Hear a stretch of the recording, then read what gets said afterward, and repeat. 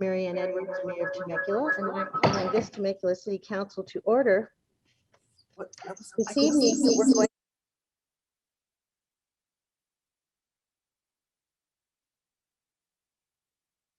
by your head. We'll have the invocation.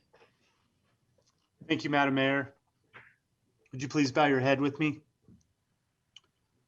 Dear Heavenly Father, Lord, I just give you thanks for this day. I give you thanks for the opportunity to serve the city of Temecula and convene the business of this great city. Lord, we thank you for your protection over these last 12 incredibly difficult months during this global pandemic. We feel as though we're turned a corner and things are improving. And Lord, we just continue to ask for that improvement for the business community, for the health and safety of our community, and for our residents. And Lord, I ask for wisdom and discernment for the city council this evening on the business. And Lord, I also just, I know we're going to lift up our healthcare workers this evening as frontline and celebrating them and patting them on the back and thanking them certainly for all their heroic work. But I know that goes beyond just the nurses and doctors, and it's the cafeteria workers, it's the janitors that worked in the hospitals. And Lord, we celebrate all of them, everybody that supported the healthcare industry during this global pandemic. And we give you all glory and honor, and we ask these things in Jesus' name. Amen. Amen. Thank you, Aaron. So would you place your right hand over your heart and repeat after me? I pledge allegiance to the flag of the United States of America and to the republic for which it stands, one nation under God, indivisible, with liberty and justice for all. Thank you. All right, now we can have the roll call, please. Madam City Clerk. Yes, Councilmember Alexander. Here. Councilmember Ron. Here. Councilmember Schwank. Here. Councilmember Stewart. Here. And Mayor Edwards. Here.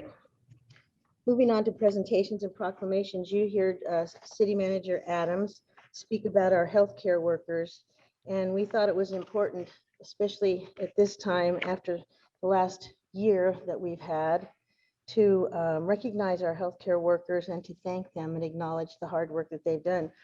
So I have here, and on the line with us is Darlene Wetton, who's the CEO of Temecula Valley Hospital. So Darlene, I can see you right there. Hi. So here, there's your proclamation. I'll just read a little bit of this because, you know, we really can't thank healthcare workers enough, and that is everyone on the line, you know, at the hospital and staffing medical offices right now. And it's everybody, because you don't run a hospital without every single person, and every job is essential, whether it's support positions, staff, or actual, you know, people, doctors, nurses that have their hands on the patients. So we thank you very much. And I see Jerry Conchar. How are you? I'm very well. Thank you. Chairman of the board. So thank you and welcome. So let's just read a few of these. We have an entire page of whereases, because you know that is the way with proclamations, but they're all very pertinent right now. Whereas the COVID-19 pandemic has shown a light on the heroic efforts healthcare workers on the front lines make daily to keep their communities and the world safe and healthy.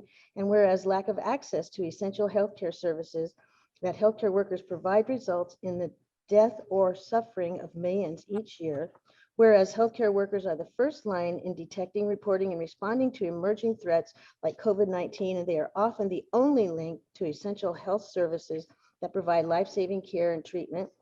And whereas healthcare workers, including midwives, community health workers, pharmacists, peer counselors, EMTs, nurses, and physicians are the backbone of effective health systems dedicated to relieving pain and suffering. And whereas devoted healthcare workers treat and care for those who are ill in our community, whether afflicted with the COVID-19 or suffering with another illness, surrounding and supporting them when family is not allowed to be by their loved one's bedside. And whereas healthcare workers have proven during the COVID-19 pandemic to be more than just essential workers, but frontline heroes, providing quality care and ensuring patient safety that is critical to the welfare of our city. Whereas the date of April 7th marks the anniversary of the founding of the World Health Organization, who in 1948, each year, the date is designated as World Health Day to draw attention to a specific health topic of concern to people all over the world, with the theme chosen for 2021 to be Building a Fairer, Healthier World. And whereas we give honor and extend our deep gratitude to healthcare workers in our community for their heroic efforts in providing healthcare skills and love to others during the COVID-19 pandemic, I, Marianne Edwards, Mayor of Temecula, on behalf of the City Council, hereby proclaim March 23rd, 2021 to be Healthcare Worker Appreciation Day in Temecula. So thank you, Darlene, Jerry, and all of your colleagues and colleagues across the city who are in the healthcare industry for everything you've done. It has been a nonstop 24/7 year for you. We all know that and understand it, and we really appreciate it more than we could possibly say. So if either of you like to say something, we'd love to hear from you. Thank you, Mayor Edwards and City Council members. It has been a tremendous year, and it means so much to be in a city that appreciates so much what has happened here at this hospital and throughout the healthcare industry. You know, we have over 1,000 employees here now, and as you mentioned, and Aaron mentioned during the prayer, that it's everyone. It's the housekeepers, it's the food service workers, respiratory therapy, the physicians, nurses. It's everyone that touches the lives of those who need our help. And it's been a privilege and honor to serve those who are in most need, you know, during this pandemic. And we've had nearly 700 admissions of COVID patients during this past year that we've cared for at our hospital. And tremendous compassion was given and extended to all those under our care. It truly was a privilege and an honor. I'm so proud of the team here and really appreciate this honor today that you bestowed upon us. And it's my pleasure also to introduce Jerry Concher, our chairman of the board, to share a few words as well. Oh, thank you, Darlene. Jerry, I haven't seen you in a while. How are you? I'm great. Everybody's been locked up and I know. one of these days we'll get back out again. I hope so, and I think it's going to be soon, really soon. It seems like it. Now, as Darlene said, we have over 1,000 workers at our hospital, and it's just unbelievable what those workers went through day and night, and just not knowing what to expect and the inflow of patients. So I'd just like to say on behalf of our hospital, our board of governors and all our physicians and team members, we thank you for recognizing the vital part we play in keeping our city healthy. Thank you very much. Well, you're very welcome. And would any of my colleagues like to say anything or make any comments? Well, don't be shy. Hi, Zach. Go ahead. Thank you, Councilmember Madam Swank. Mayor. So I just want to say thank you. In the warehouses and all that, I don't think we quite do it justice in this virtual setting. I certainly hope for a day when, in the near future, when we can actually meet in person and celebrate everyone in person. I think that's important. I think we get back to a place where we can thank all those workers and everything they gave and the hours and the time and just their heart and souls that they've given over this past year. So again, I just want to say thank you. We appreciate you. Our family appreciates you. Our city family appreciates you. And I look forward to being able to gather at some point in the future and genuinely celebrate everyone in a more traditional way. Thank you. And I think it'll be sooner rather than later. So thank you both for coming, and please convey our sincere appreciation to everyone at the hospital. We know that because of the situation where people who were hospitalized didn't have a chance to have family members around them. So Darlene, you and I talked, and I know that hospital staff really did fill that purpose. And so, they suffered right along with patients, and those, they were victorious for the ones who were able to go home, and they grieved for those who could not go home. So again, please give them our love and our sincerest appreciation. I sure will. Thank you. You're welcome. Okay. Turning the page. So we now have a presentation by Daniel Soltero, Western Riverside Council of Governments, which is we finally called WRCOG, regarding Southern California Edison rebates. So Daniel, how are you? Good afternoon, Honorable Mayor and members of the City Council. I'm doing well, and hope you are all doing well. Is there a presentation loaded up, or is there any way I can share my screen, or should I just go ahead and speak through the presentation? Can he share, Jonathan? Yeah, he said, just go ahead. Okay. Yeah, he gave me a big thumbs up for you. But haven't we all gotten very much more competent with Zoom? I know I have.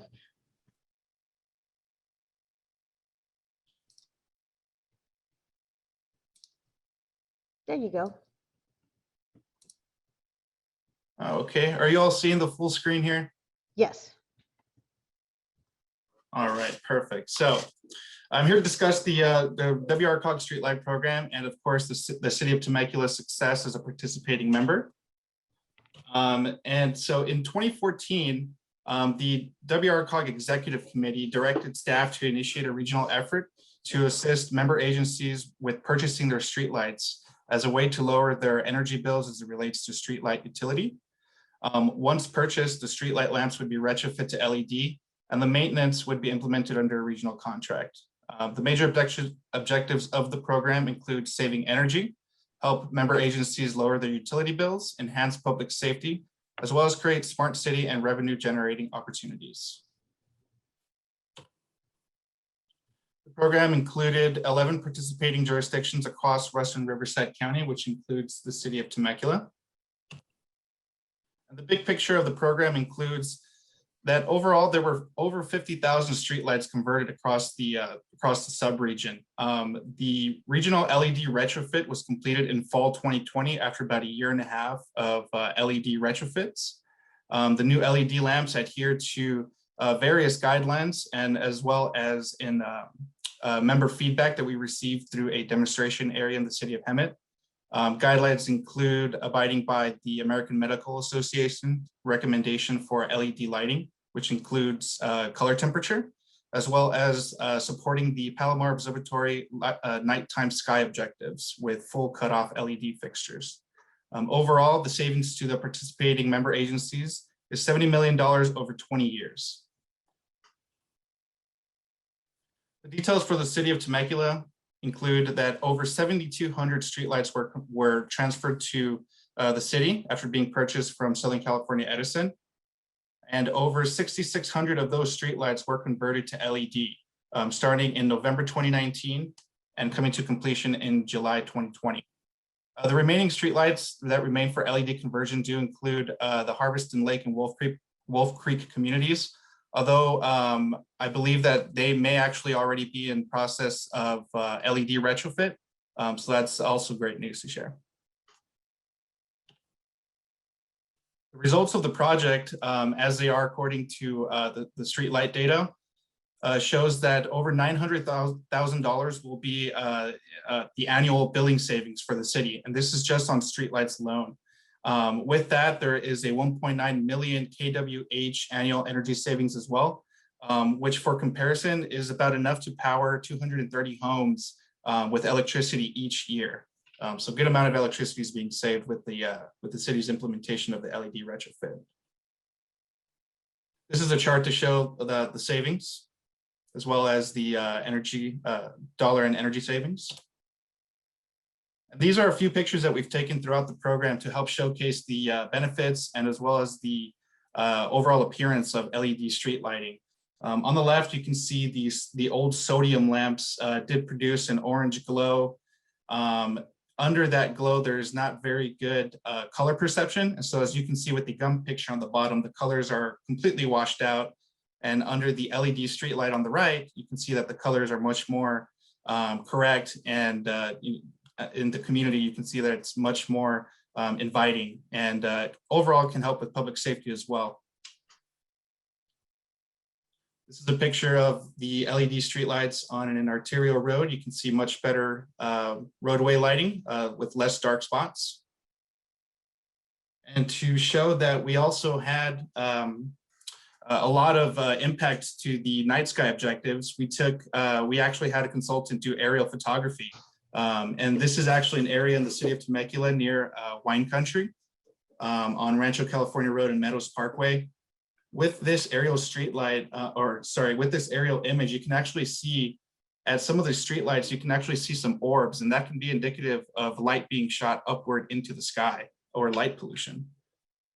Under the LED and post retrofit aerial, you can see that that there are actually no more of those orbs. So full cutoff LEDs, the roadways you can see are much more better lit from the air and from the ground as well, and overall provides a much better appearance in the neighborhood as well as for public safety. And so with the LED streetlight conversion, and the use of eligible LED streetlight fixtures, the city of Temecula did receive a rebate. We were happy to announce that the total rebate for the city of Temecula is $640,754.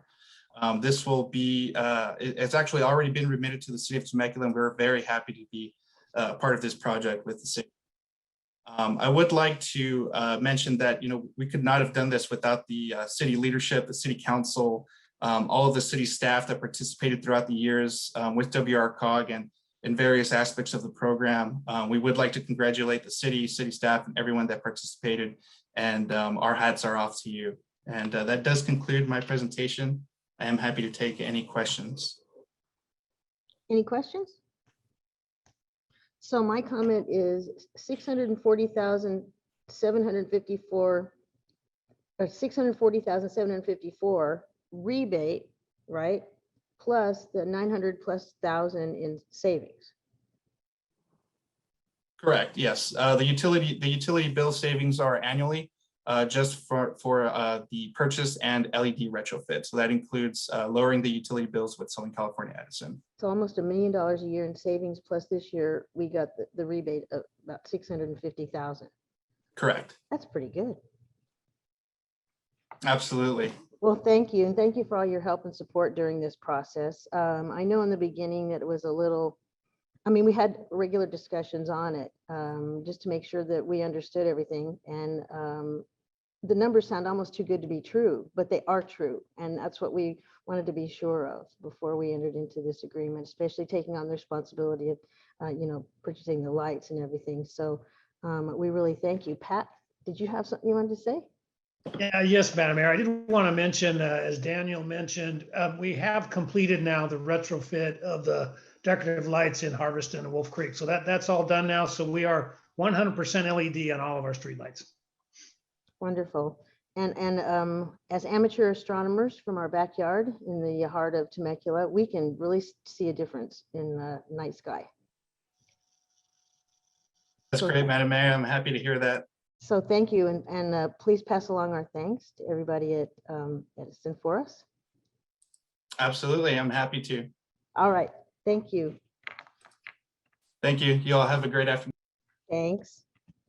Okay, we're moving on to board and commission reports. So Old Town Temecula Local Review Board, Mr. Ross is here to make that presentation. Beautiful picture.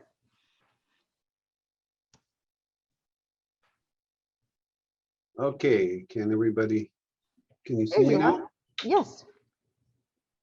Good evening, Madam Mayor and esteemed council members.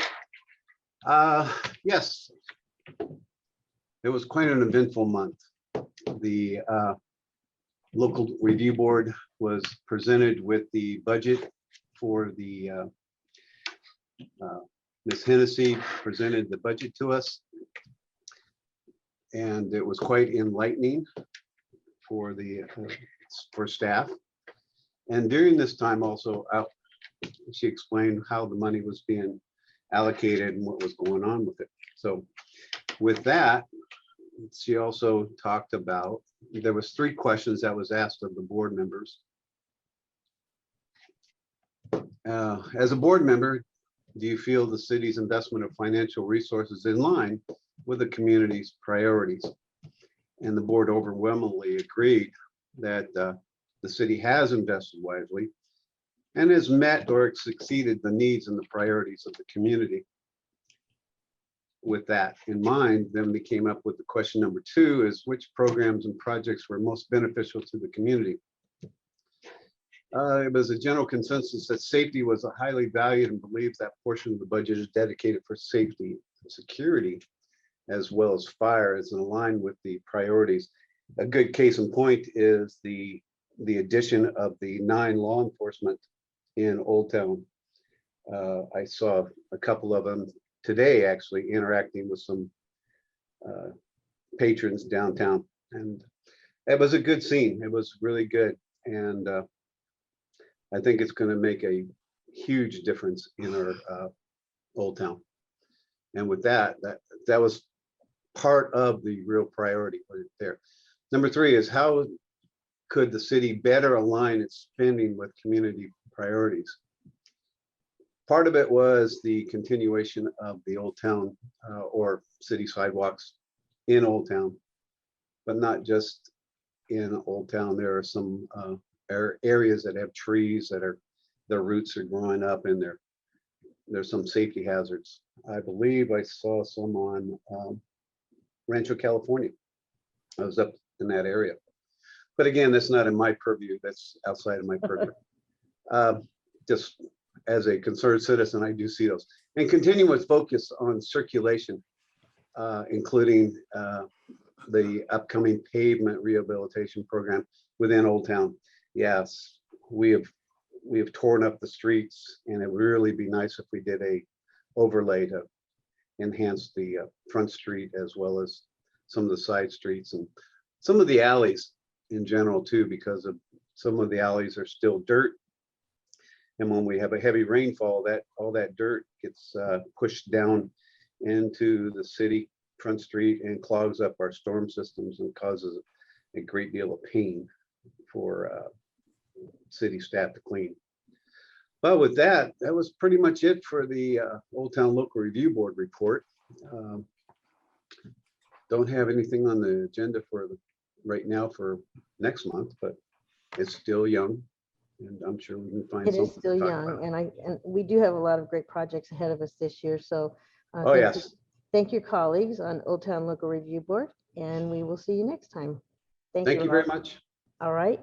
So Ron Guerrio is for the Planning Commission. Good evening, Mayor Edwards and council members. The March 17th commission meeting, we approved a conditional use permit for type 47 alcohol beverage control license for Top Spin Pizza and Pong, be a new restaurant located on the 2nd floor of the building located at the northeast corner of Old Town Front Street and 4th Street. There were no public comments. The commission voted 5-0 to approve the application, and that concludes my report. Beautiful building. It's been a long time coming, and when they built that building, I couldn't believe they were going to fit it on that spot, and it looks beautiful on that corner. It took some finagling to get that in there. But we did. Yes, it did. So thank you for your report, and we'll see Thank you you. next time. All right, Tiffany. Good evening. Tiffany's here for the Race, Equity, Diversity, and Inclusion Commission. How are you? Ready Commission been busy? Yes, we have. I'm trying to get off. Okay, good. How are you this evening? Good. We have been busy. I want to thank the Temecula Valley Hospital as well. Well deserved. Excellent, excellent hospital. Well deserved. And my family had to utilize the services in the hospital during this COVID. And we had many places to go. And I told them, go to Temecula Valley because I know they'll take good care of you. And they did. So well deserved. Now to my presentation. Yes, we've been very busy. We've been excited. So we met on March the 11th, 2021, Thursday, and we received several presentations, one from Human Resources, Information Technology, and Community Services. I want you to know we had our first marathon meeting taken after the City Council. Okay. And we were very interested in learning more about the city's demographics after we heard the presentations and how the use in delivery of services and programs. The Commission also expressed a clear desire to continue helping children in the community bridge the digital divide. That presentation brought tears to our eyes. There was not a dry eye. You all have done excellent. That I am proud to be a Temecula's. We showed up for those families. Good job, good job. The commission received a budget presentation for the finance department and was asked to weigh in on the same 3 questions as well. As a commissioner, do you feel that the city investment of financial resources is in line with community priorities? Number 2, if yes, which programs / projects are more beneficial for the community? And 3, if not, then of course we would say what we would recommend. We all agreed collectively that everything was in alignment and we were happy with the priorities. And one of the service areas we saw that were most beneficial included public safety, infrastructure, capital improvement, affordable housing, and community services. Wow, that's a lot. Those are our priorities, and Yep. It's in line. We're good. I'm glad. I'm really glad. And lastly, the commission provided recommendations to design elements for the murals and benches of Friendship Park.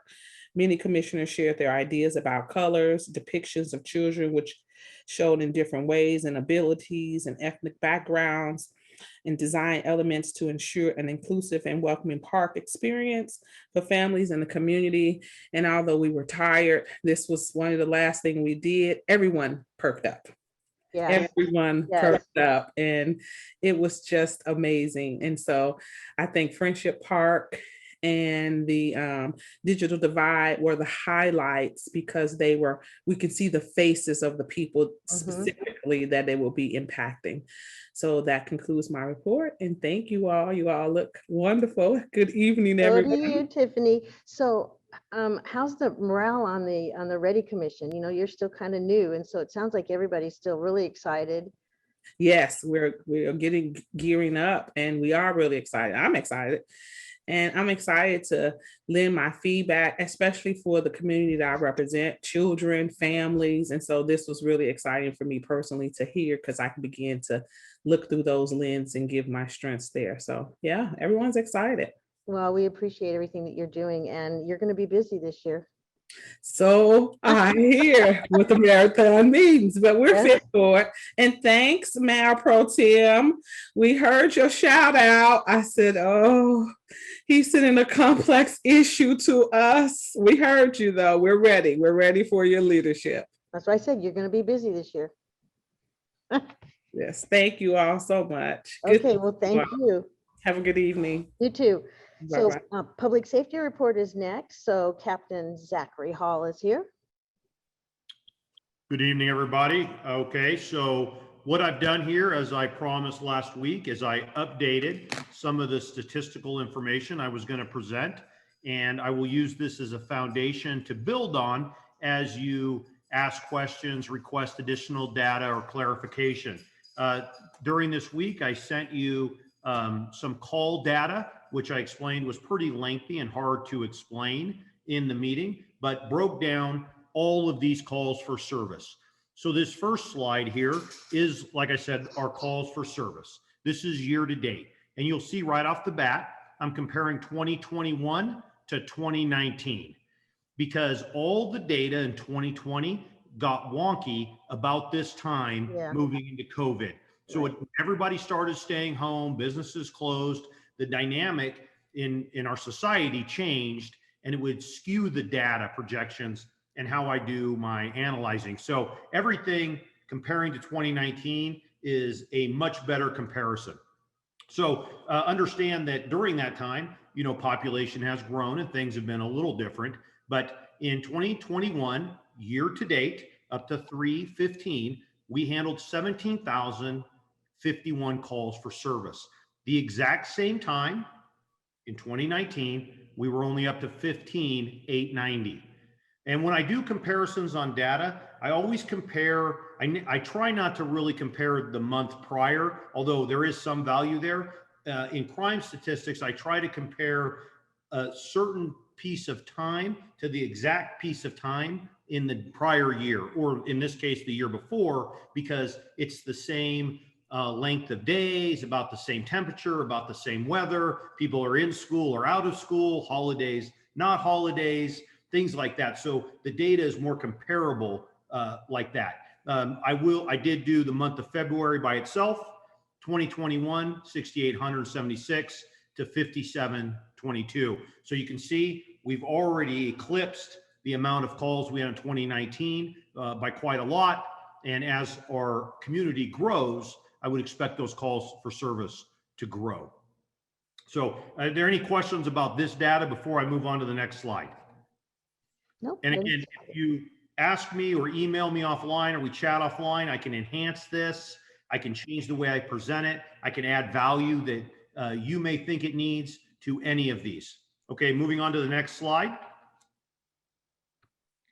Here's our average response times. And I thought you would find this interesting. So what I need you to understand before I get into this, and again, this is compared from 2021 to 2019, is this is from the time that a resident calls 911. Sometimes you will see response times done from the time the officer or the deputy gets the call, from that time till they get to the residence. That doesn't really do us any good because that's really just drive time. This is time from when the resident calls 911, so that public safety answering point realizes what's going on, transfers that information to a radio operator that then dispatches it to the deputy. The deputy collects that information and responds to the call. So for example, under February 2021, you see priority 1, 6.12 minutes. That's from the time the resident called 911 to where a deputy landed on, say, their front porch. Wow. So a pretty quick amount of time for all the processes that need to get completed within that time, including driving. Sometimes these are delayed a little bit by, say, a deputy waiting around the corner for another deputy to get there so they can go in together, or waiting for air support, or waiting for a canine, or a behavioral health technician, or a special teams deputy, or a helicopter, or to set up a perimeter. So even factoring in all that, because priority 1 calls are sometimes the most scariest, right? Those are, you know, this is imminent life threat. There's a shooting, somebody's life's in danger. And so there's a lot of things that are happening in this 6 minutes.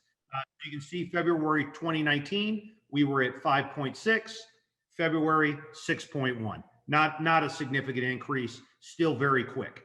As it drops down, your priority 2s, those may be your disputes, alarm calls, things like that. You're looking at 15.2. Priority 3s, we're moving into our pass calls. And then priority 4s are, yeah, I came home and maybe, you know, my garage door was open and something may be missing. Those are a 39.9 comparable to 34.66. Captain, what was priority 3? Priority 3 are the beginning of your past calls. Oh, okay. Like maybe you get home and your house was broken into and you may have known who did it. Maybe it's a disturbance between your neighbor, but everything's calm now. Okay. I have a question. Go ahead. So do you have any data or any, so obviously there's time that's being added in just that 2-year period. Do you have a reason why it's taking a little bit longer on each of those calls?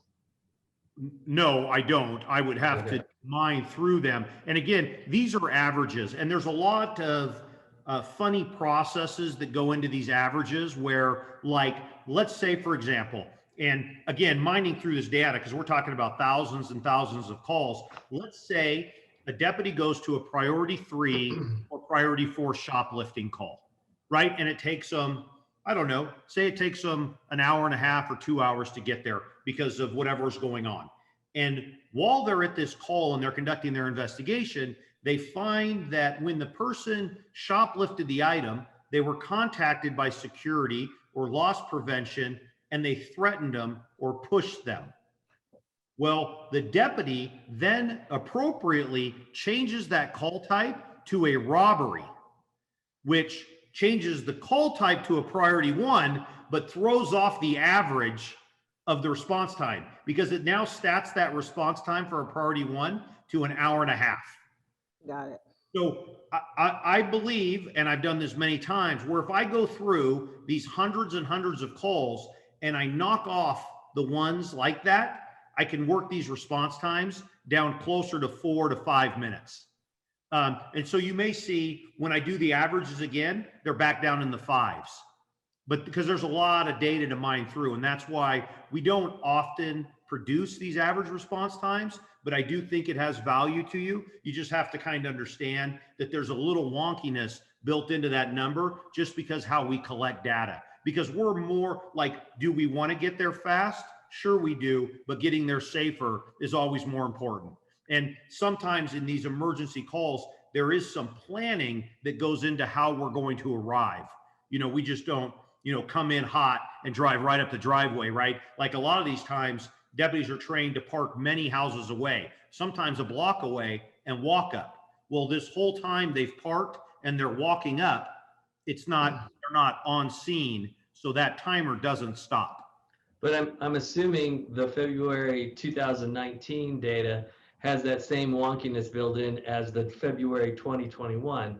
And all the way down the list, the times are getting longer and longer. So that's the data I'm looking for. Because I understand February 2019, I'm assuming you guys are compiling the data the same as you are in 2021. So, and that's the trend I'm looking at, that the times are getting a little longer. Not much. I mean, obviously it's just a few seconds, a few minutes, you know, maybe 5 minutes at the, you know, priority 4. But for me, it's that kind of data that I want to kind of wrap my head around. So yeah, if you can find out why the trend is going a little bit longer 2 years later, that's the kind of data I'm looking for. I can surely try, sir. There's so many variables, right? Like we could have a really rainy month, and in a rainy month, the response times are going to slow way down. We could have heavy traffic months, a lot of events in town. We could have a lot of illnesses that have shorted our staffing. I mean, there's like, or, you know, there's a whole kinds of reasons. We could have more trainees than we usually do, right? And trainees take a little longer to get everywhere than somebody that's been working in town for a while. So there are so many variables. I will mine out some data and try to figure out why that happens. Sometimes it could be as easy as, construction or traffic patterns or traffic light cycles, you know, things like that, because only in this priority 1 category would we ever run lights and sirens. Every one of these other call types is a what we would say, and I'm doing air quotes, but you can't see me, an emergency response. Like, are we getting there as quick as we can safely? Sure, but only in priority 1s, and not all priority 1s will we have a lights and siren response. So just another layer. We could have had more code 3, which is lights and siren responses authorized by supervisors in February of 2019 than we did in February 2021. Like, it could be that simple. Okay. But the other thing we learned too, Captain, is that there are priority 1 calls that originated as priority 1 calls. And then there are priority 1 calls that still show up as priority 1 calls that originated as a priority 4 or 3, but because of the circumstances on the scene when the officer arrived, they were then upgraded to priority 1. Absolutely. Or it could have come into dispatch as what we believe to be a law enforcement matter, and then it was transferred over to fire, but may have come back to us. I mean, there's so many reasons why I can tell you it may have, skewed the data here. But I mean, to speak to Stuart's point is that it's possible that there's just more people on the road, right? If traffic's heavier, it's going to increase our response times. If it's rainier, it will. Like I said, it could be a myriad of things. But give me the next couple of weeks to comb through the data, and I'll try to point out maybe the top 4 or 5 reasons why we're seeing these increase. And then it'll be interesting that in March, they may be lower than they were in February. Mhm. Captain Hall, Yes, ma'am. quick question. Couldn't also, just due to COVID and more people being home, also skew those numbers as well? Yeah, it could be anything. I mean, literally could be anything. We changed from sedans to SUVs between 2019 and 2021, and they're certainly not as quick. It could even be that. Any Because other questions? it's not such an egregious difference that I can't go, well, this is exactly what it is. I also, and I don't know if it's the next slide, but I created a map that shows average response times on a map and have the city divided. I don't know if is that the next slide? There may be this one. So here I broke it down for you a little bit more so you can kind of see based on beats in the city. And I sent this to you outside of the meeting, but I thought it would be valuable if you had any questions to look at it here, where you can see these times split up in the city. So I'm trying to see, knowing what each of these communities, different districts looks like in configuration with homes and businesses and things. I'm trying to see if I see a pattern.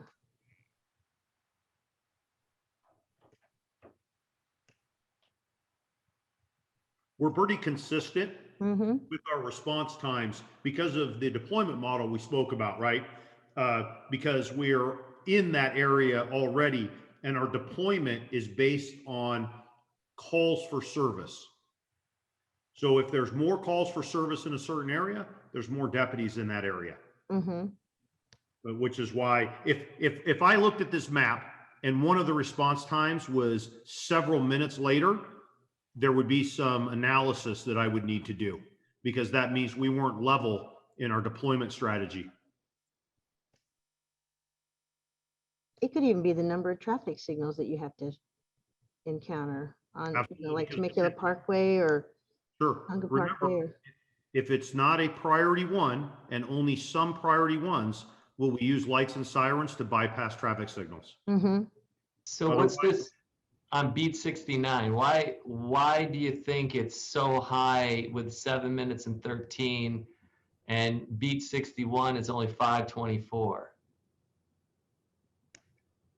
Any ideas why that would be such a big difference? No, I mean, it could be many reasons. It's possible that there's less calls for service there and the deputy is free more often, because some of these calls, these deputies will leave whatever they're doing, go back to their car and transition into heading to the next call. If the deputy in 61 beat is often just driving around doing proactive work, and he gets a call or she gets a call for service, she doesn't have to explain to a resident why they're running out, that they'll be back, grab their stuff, or whatever they're doing, end an interview, and then run out to the car. It could be anything. And maybe next month, 61 beat will look more like 63 beat.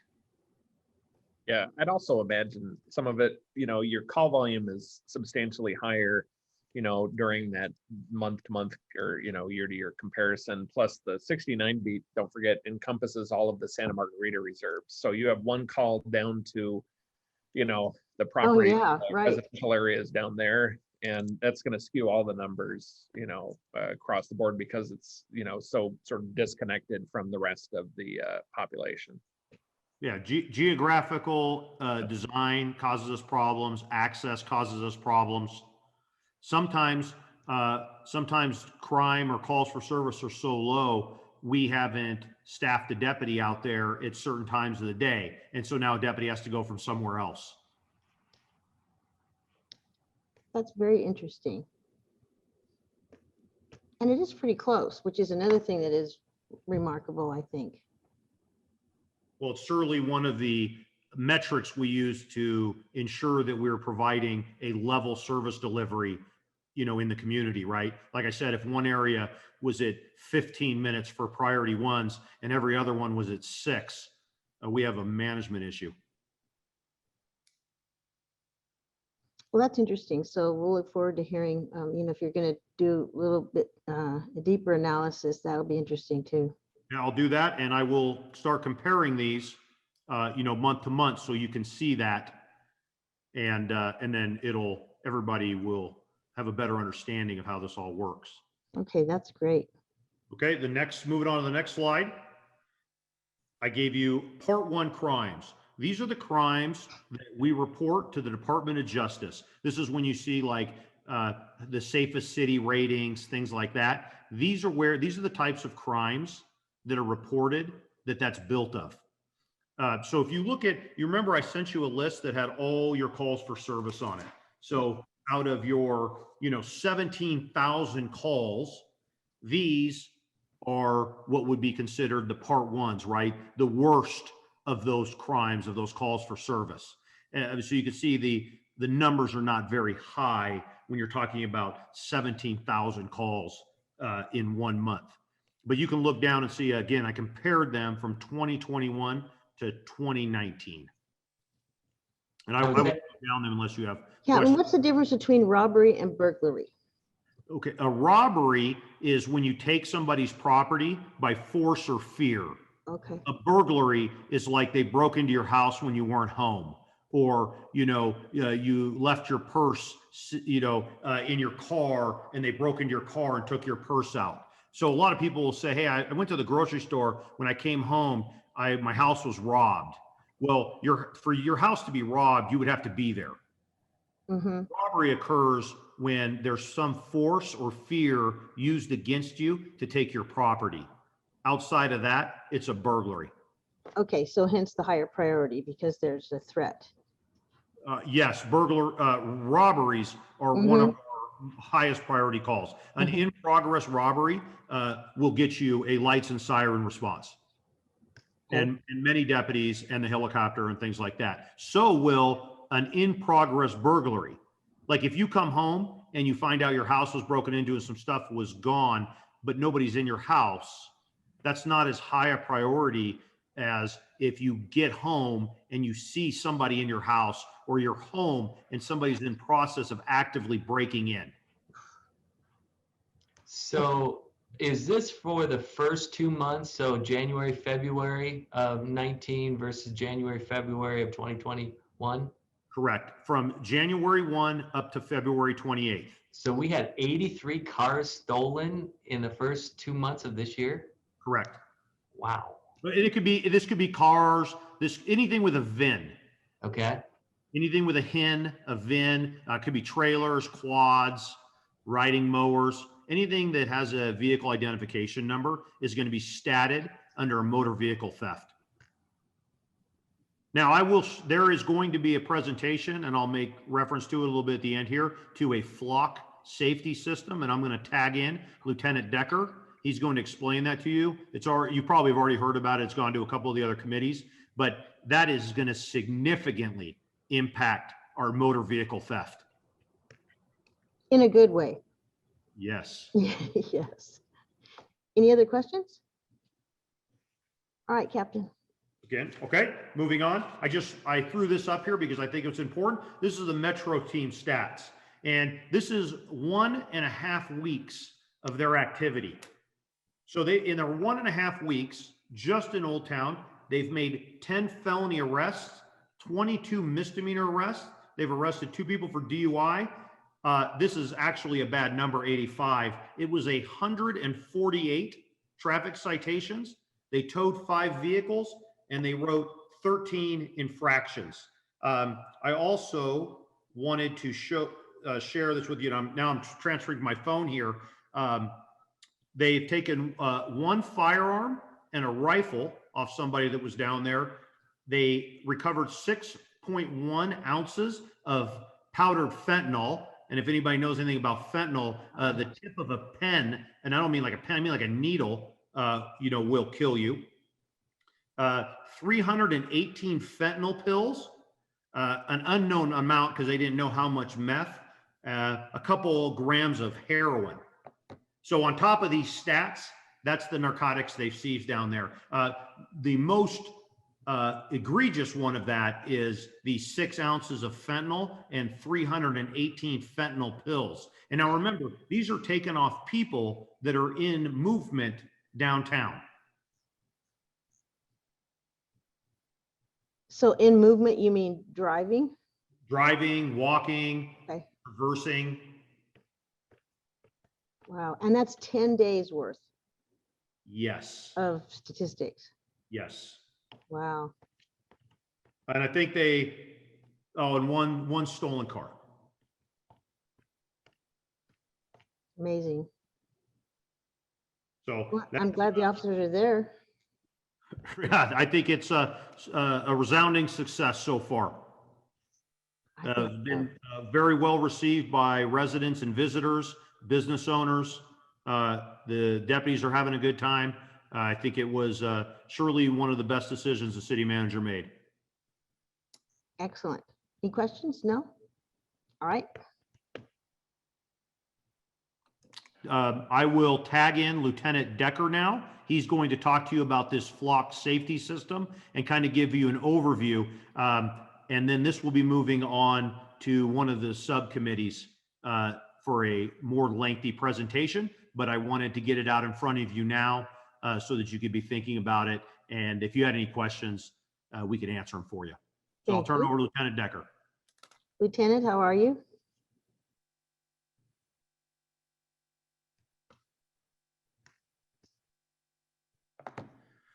All right. Well, if we'll give him, I'll see if he interrupts me here, but if he doesn't come on, I will jump in here and handle it. All right. Well, I guess it's me. So here we go.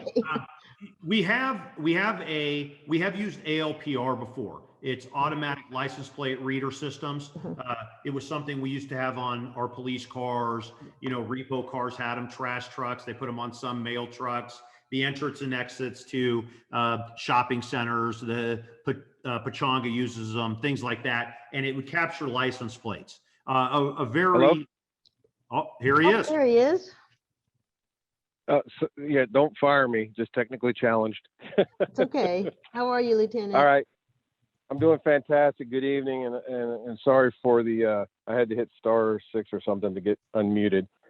So just to kind of dovetail off what the captain had started, is that basically the automated license plate reading systems out there, it's basically a force multiplier for us. And we're looking at it as a tool for us to use, which is going to help in a myriad of issues, to include response times. One of the things the captain was talking about with response times is a lot of times dispatch will send out a call. The deputy en route to that call will stop a suspect in some location and not show what we call 97 or arrived on the particular call.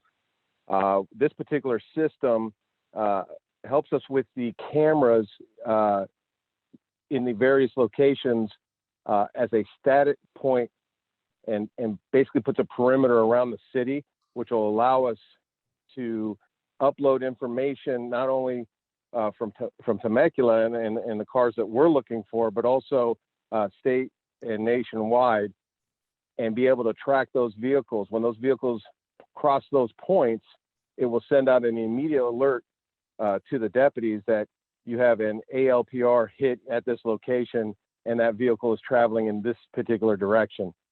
That will allow us to make arrests quicker. It will reduce the amount of time it takes to catch suspects. And this technology has been out there for a while, but this is the product that we're looking at going with because of the sheriff authorizing us to use it, and also our neighboring cities already using it. For example, San Jacinto contracts with the sheriff's department, and they implemented this technology in their city in November of 2020. And 5 months later, they have made 107 in custody arrests for various felony charges, and they've recovered $782,000 worth of stolen vehicles. This has been extremely well sought by the community. The community feels safer, and the deputies are making arrests left and right with those 23 cameras that they have in their city. The other agencies around are also going to this technology. We'd like to be ahead of that. And anything that comes through the system, okay, so it's not just tagging anybody. It's specific to investigations. If we put in a plate and we're looking for a suspect, there's a scenario that we had today, which I'll talk on briefly, or other agencies that are looking for stolen vehicles, and that goes into the statewide database. It will allow Temecula suspects to be arrested and detained in other areas. So people that come into Temecula, commit crime, and they drive out to San Jacinto or other allied agencies that have this technology, we put a want in the system for that vehicle, they will stop, detain, and or arrest on our behalf, which will make Temecula an undesirable. Let me jump in here for a minute. Okay, so here's the difference. ALPR technology relies on a license plate, right? Which is easily defeatable. And everybody knows this. If you decide to go rob a bank, cover your plate. Yeah, Take right. the plate off, put a paper plate on. And so and then if after the crime's committed, just put the license plate back on. And then now we're just looking for a silver Honda with a Rick and Morty bumper sticker on it, right? Which could be any silver Honda. So this flock system, it recognizes the car. And through AI, it recognizes the shape of the tail lights, how the emblem is, how the bumper's structured, how the rear window's structured. So I can say, hey, we had a robbery today, and I'm looking for a 530 blue BMW with minor damage to the right bumper. It will then search that out. So it's very hard to defeat this technology. And then to go one step further is I can say maybe the bank footage captures the car. Like say we have this picture. So I can enter into the flock system. I want a silver Honda Odyssey, no plate, tinted windows. It will then watch for that type of car. And when it sees that car, it will send that information out to deputies. Like, hey, I just saw the car you guys were looking for right here. And this is the direction it was going. And then if it gets picked up on another camera, that camera will tell us too. So not only can I enter license plate information in there, but I can enter vehicle type or significant discrepancies in the vehicle. And as Decker was talking about, in all our local stolen vehicles, the moment I put that stolen vehicle in the system, the stolen vehicle system through the DMV, the flock system takes that out of the DMV system and then actively starts looking for that license plate, like immediately. So a deputy goes to your house and you say, hey, my Corvette was stolen. Here's the license plate. Or my Corvette was stolen. Here's the make, the model, the year, and I have this sticker on the rear window. They put that into flock. And now, so the person takes the license plate off, ALPR technology won't catch it, but flock will. So the deputy could be at your house still, and then flock could pick up on that car leaving the area. And then it'll immediately alert deputies, hey, the car so-and-so is looking for just went by here. Wow, and that's why the recovery rate is so high. Exactly. Same with missing people, or autistic people get in their cars and just drive off.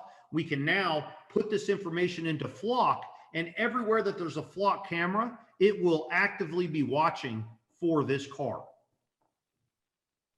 Sorry, Decker. And where are the flock cameras? Yeah. Go ahead, ma'am. These cameras will be positioned throughout the city on light poles. They actually come with their own poles if there's no area for those to be mounted. They're solar powered, and or we can tap into the electricity at the power source.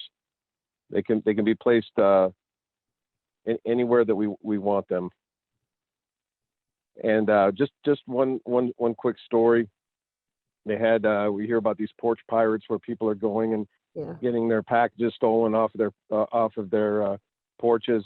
and a resident submitted a photo of the vehicle off of a Ring camera or something like that, they were able to take that still image, put it into the Flock system, and it pulled out 3 possible vehicles, and then it showed the vehicle in the intersection, and that was the vehicle. So they were able to go and arrest the suspects who were stealing packages and breaking into mailboxes. So it's pretty amazing technology. But keep in mind that, like, let's say you see somebody steal a package off your porch, grab your dog, take your mail or whatever, and they drive off, and you're able to give us a description of the car or send us a picture from your Ring camera, but it doesn't have the license plate in the photo you took, or it does, Flock may capture the picture of the car, send it to us, and then as soon as we get the license plate, we can run it through our information network, and then we have a resident's address on file. Wow. So there's a lot of different tangents on why this type of technology far exceeds our standard ALPR technology, and the speed at which it works is impressive. So we know that that people are concerned about invasions of privacy, but we also know that there is no assumption of privacy when you're in public. And so driving on public roads is considered being in public, correct? Yes. Okay. And one of the concerns was, taking pictures from the front of the vehicle where you could see the driver. This does it from the rear of the vehicle as a added layer of privacy. We're not so much concerned of who's in the vehicle or what they're doing. We're looking for a vehicle in connection with the crime, and then the deputies would have to make contact with that vehicle and confirm everything before it goes any further. So it's specific to the rear of the vehicle as it clears an intersection, not as it enters an intersection. Oh, okay. Is this only in California? Like a network would be just the state of California? They have it in various states. It's more prevalent on the East Coast, New Hampshire, Connecticut, and in those areas. It's migrating out here. Are they interactive? There's a lot though? of If a car's stolen in New York and shows up in Temecula? yes, it's all interactive. Okay. And yes, and actually everything they've caught cars stolen out of I want to say it was Illinois that doesn't even have Flock. However, because it puts it in the national database saying that this car was stolen, that downloads every 2 hours into the Flock system. Yeah, so any car stolen in the United States will end up with their license plate number in Flock, and Flock is actively looking for it. We are ahead of the technology here. This is going to make it out to the West Coast, right? And already has. It is just recently out here, and Lake Elsinore's picking it up. San Jacinto has already picked it up. Moreno Valley's working on it. For sure, every city in the county that contracts with the sheriff's office is going to pick up this technology. We just T&E'd it in San Jacinto, and it's working so well. We're surely going to put it here. And while I'm not trying to apply any pressure, we really don't want to be the city that doesn't have it, because that word's going to get out too. Yeah, right. And we all can understand why that would be bad. Well, that's amazing. And I'll be interested to see, we can watch those numbers go down dramatically, I think. Car thefts, and then reflected by the returns. We get cars back to their owners. That's going to be interesting to see. Well, and I'll start. Absolutely. Go ahead. I'll add that to track stolen vehicle recoveries. Yeah. To my data that I present to you. So you can see for the amount that are stolen, I think you would be impressed with the amount that we recover as well. Yeah, that's what I was saying. It's going to be amazing to see what the recovery rate is compared to, without it, when we didn't have it. Any other questions, anybody? No? Madam Mayor? Yes. Quick question for the lieutenant. I think you had said San Jacinto was the one who who started it currently. Is that correct? Yes, ma'am. What was the numbers again? I think time wise, and how many arrests that they made? So they started in November of 2020. Okay. They had 23 cameras in the various, kind of like how cities flow with the choke points where everybody has to go through particular intersections. So they started in November of 2020, and they're not done with March stats, but I had the stats sent to me today, and they have made 107 felony arrests and recovered $750,000 worth of vehicles, and we're just barely in the first quarter plus the two months prior. So in 5 months, that has been what they've netted in the flock, using the flock system, and those are anything from porch pirates to stolen cars. They've arrested 2 homicide suspects connected to the flock system, and then another missing person that with significant health risks. That's awesome. Now let me ask you a question, just so we have an idea here as well for the city council members. Will that eventually, will we need to increase the amount of police because of the increase of arrests that are going on? Who have you been There'll talking? be a spike. Yeah, they'll be gotten to you. What's it? Well, he does. Yeah. What does that look like? So initially there's going to be a spike because we have very, very large thoroughfares, and we're going to have to deal with, the influx of this technology being there.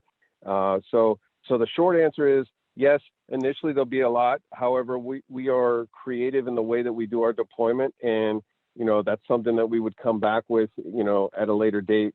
However, I think with the response times, this is going to cut down the response times because they're going to catch these individuals fleeing the area. Literally, the deputy can actually input the information from the call. Like today, we had a call where, somebody had shot a pellet gun at somebody, and we had the license plate and we had the vehicle, and the vehicle was driving around Temecula doing other, nefarious activities.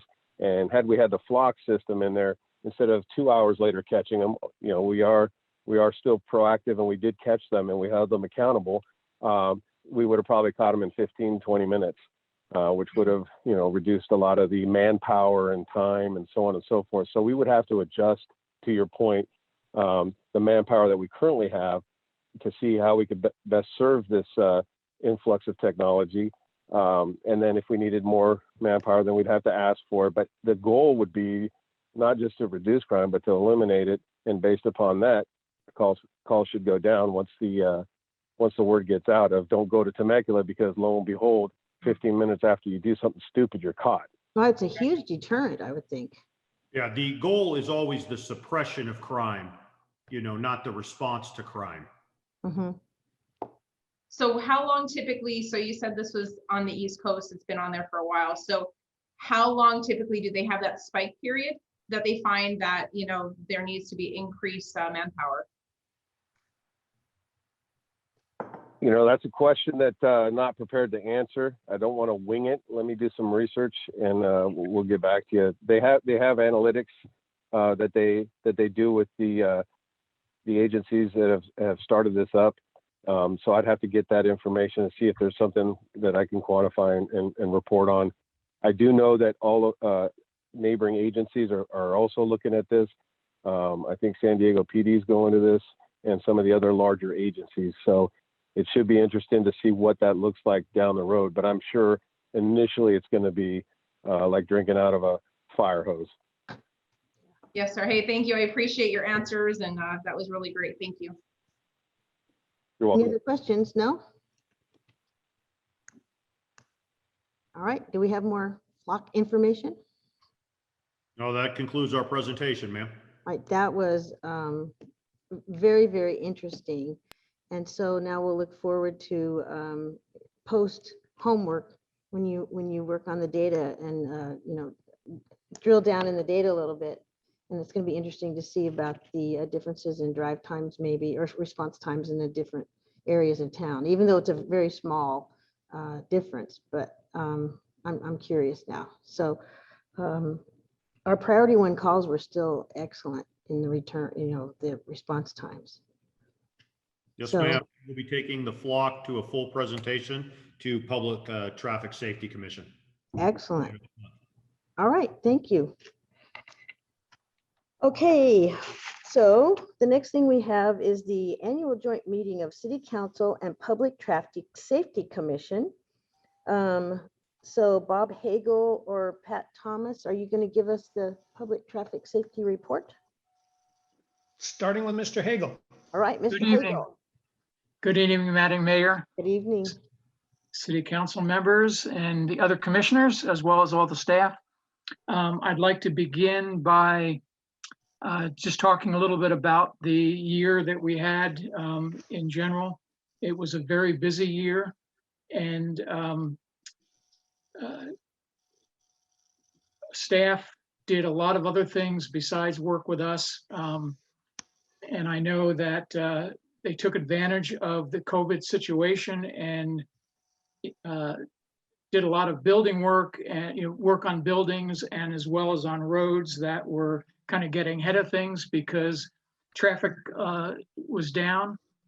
Buildings weren't necessarily occupied, so they got a lot of things done there, as well as staff had a lot of work to do in Old Town to get Old Town ready for outdoor dining. And one of the major things that we worked on with them was making sure it was done very safely and that traffic was safe with pedestrians. So I'd like to begin with thanking Patrick and his whole team, Ron and Ali, Tammy, Anissa, as well as Rodney and his whole gang.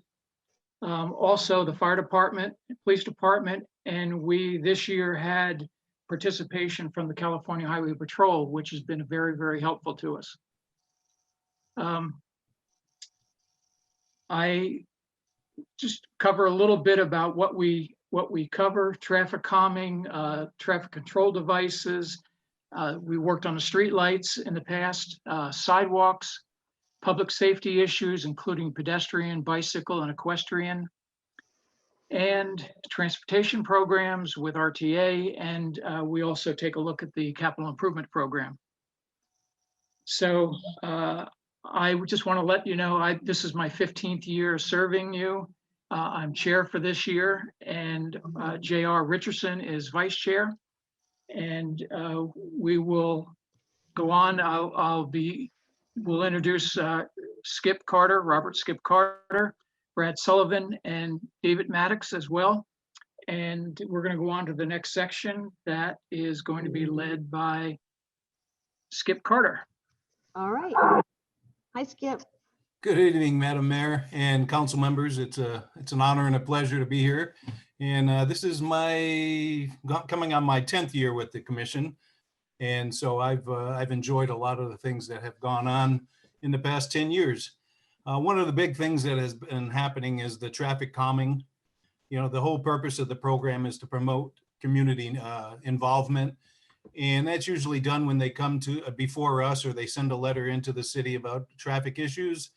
They come to the commission, they discuss them usually with a homeowners association or members of the community, the residents, and they tell us their concerns. We look at different issues that we can help improve those.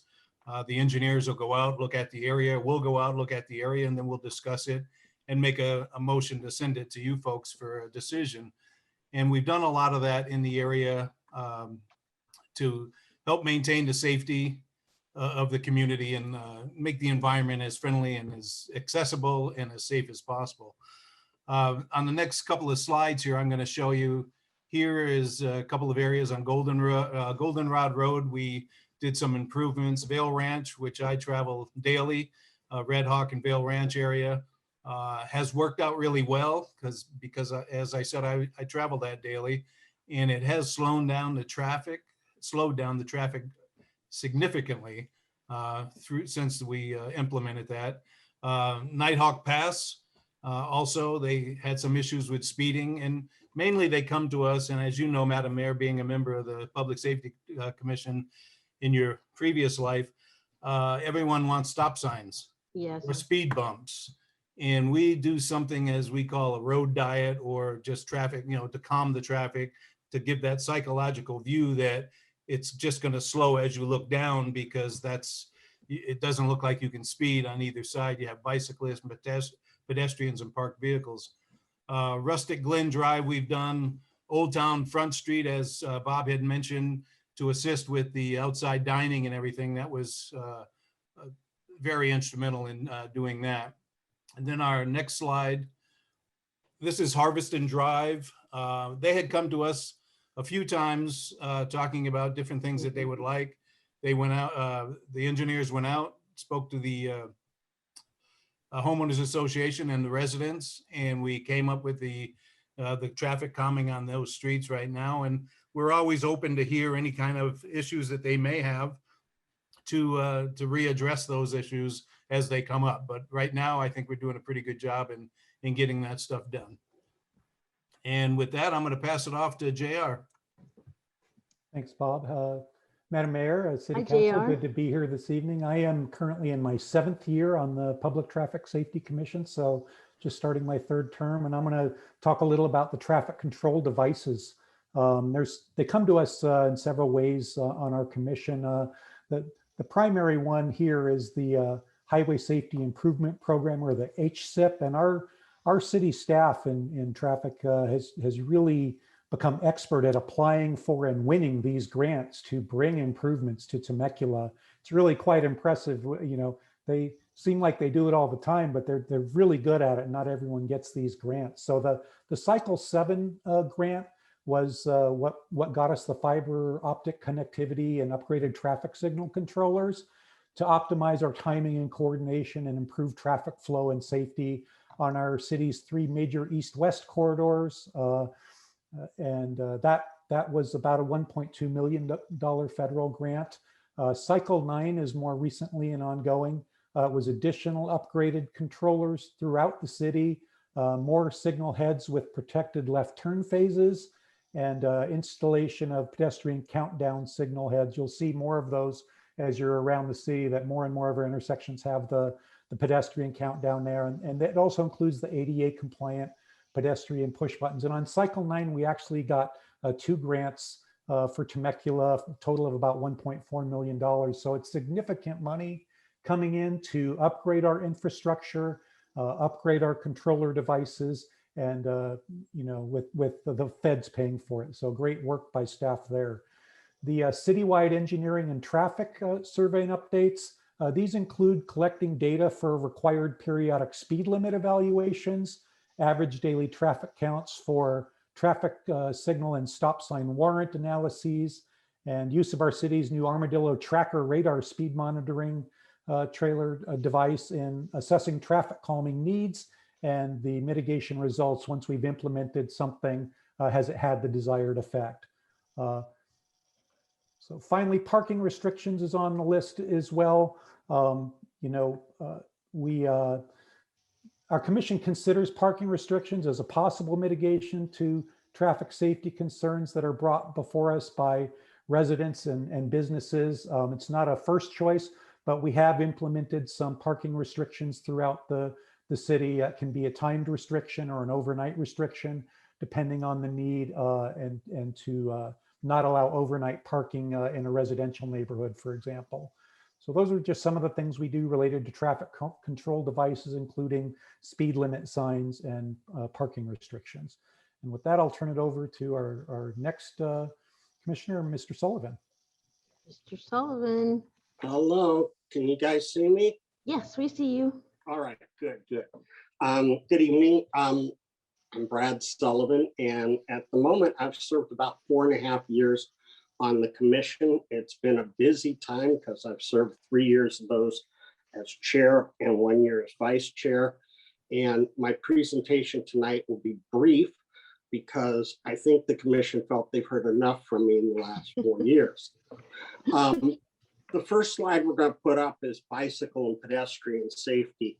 And this is this last year with COVID, along with the equestrian safety that we're going to discuss on the next slide, has been very important to our community. These are just some of the exercises and activities that we've been able to do this year with COVID. So it's really been important that we've maintained and improved all the safety systems. So when it comes to bicycle and pedestrian safety, we use tools such as buffered bike lanes. We use high visibility crosswalks, such as the one at Great Oaks High School, and bike sharrows. And those are those vinyl green arrows with a bicycle on it to indicate that we're sharing that between bicycles and vehicles. So on our next slide, please. Equestrian safety, and that's another important role for the commission.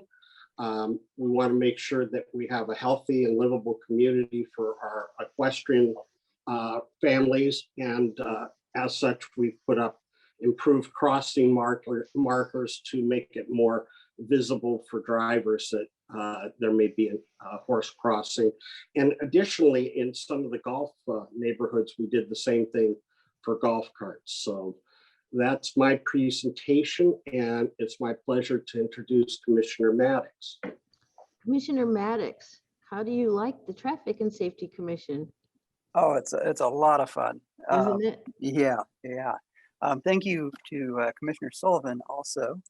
And you'll notice, in contrast to your other commissioners, I've only been a part of the team for a short time now. But I'm a longtime patron of Temecula's roads and trails, really since age 5, now going on 35. I remember you at age 5. Yeah. I've experienced Temecula at every stage of its development and through every phase of my life. And as your newest commissioner, I'm really excited to tell you about some of the other activities and programs that PTSC has been involved in. So first, the capital improvement program really could be a whole separate presentation in its own right.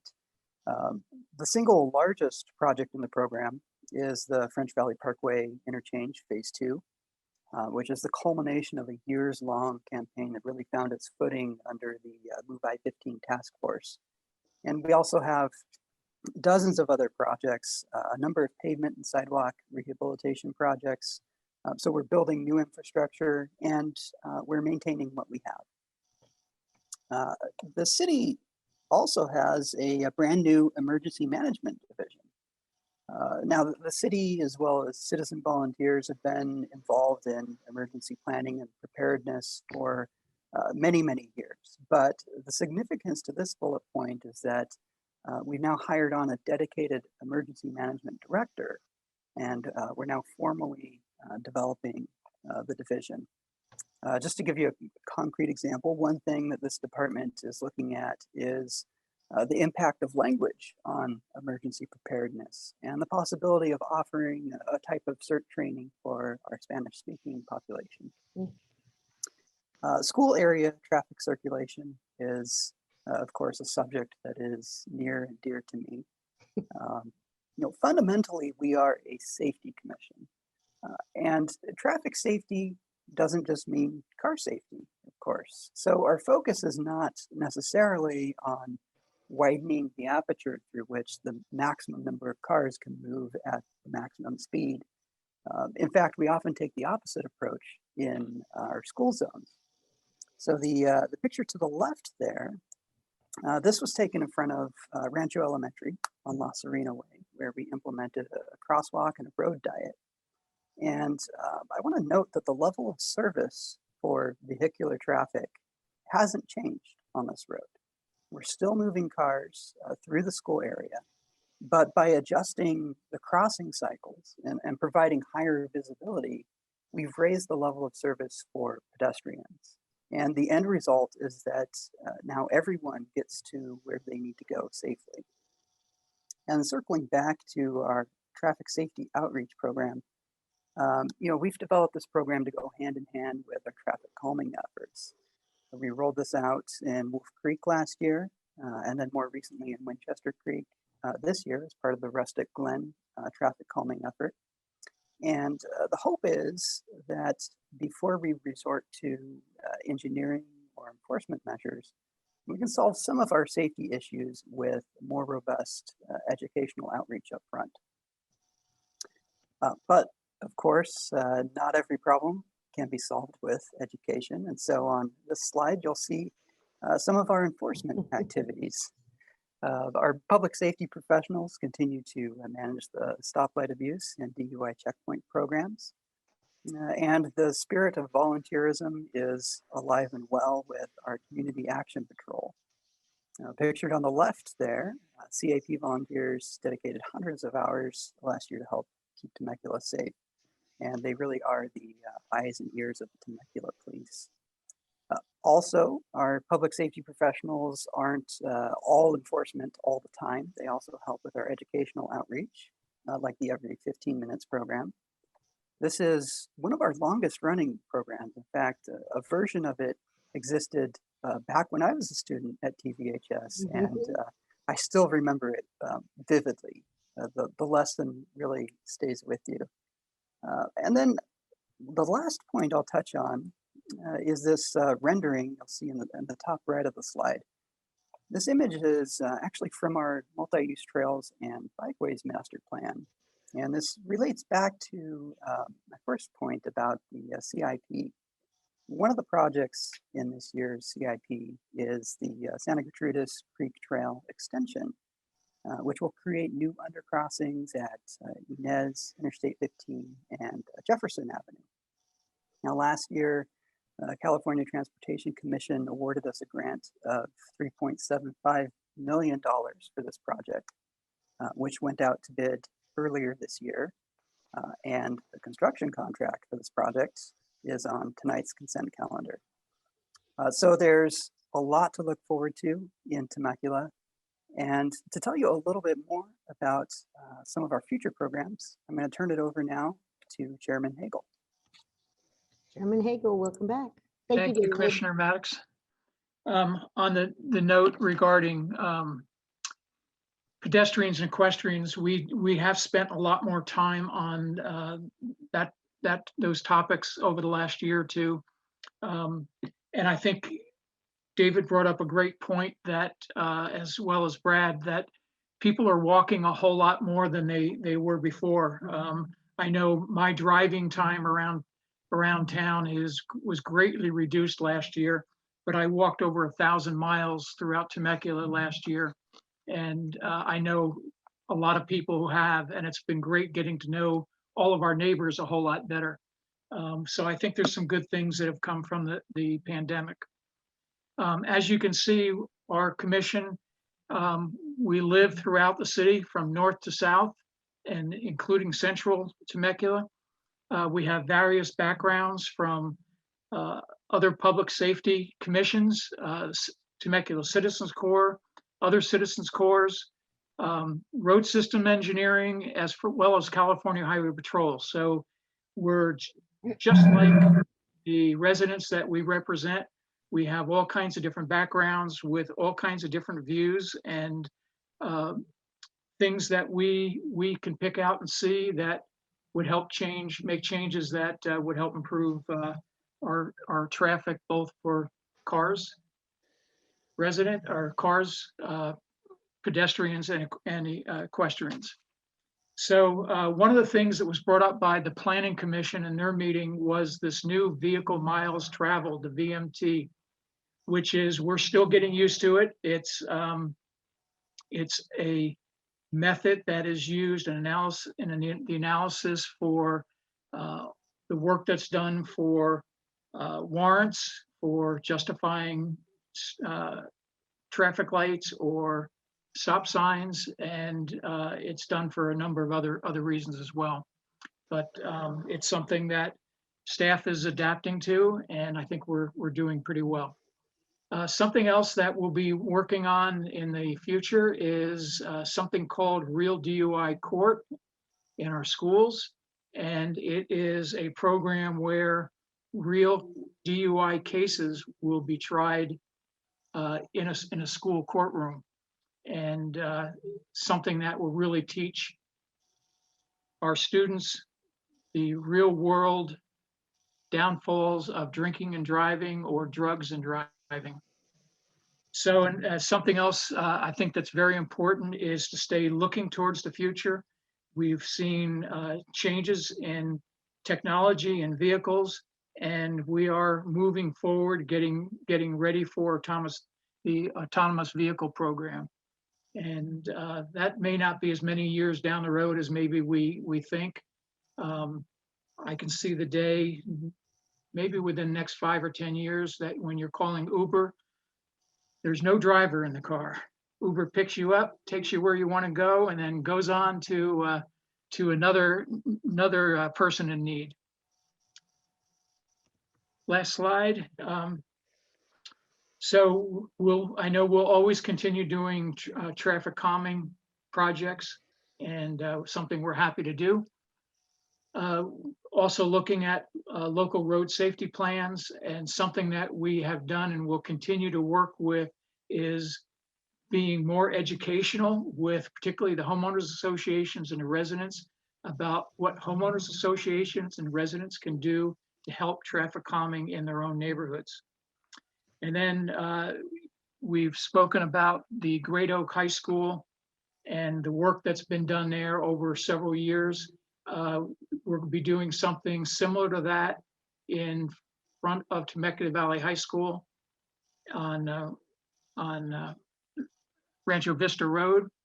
And that is a little bit of a different situation, but it is something that we will be using a high visibility pedestrian crossing with.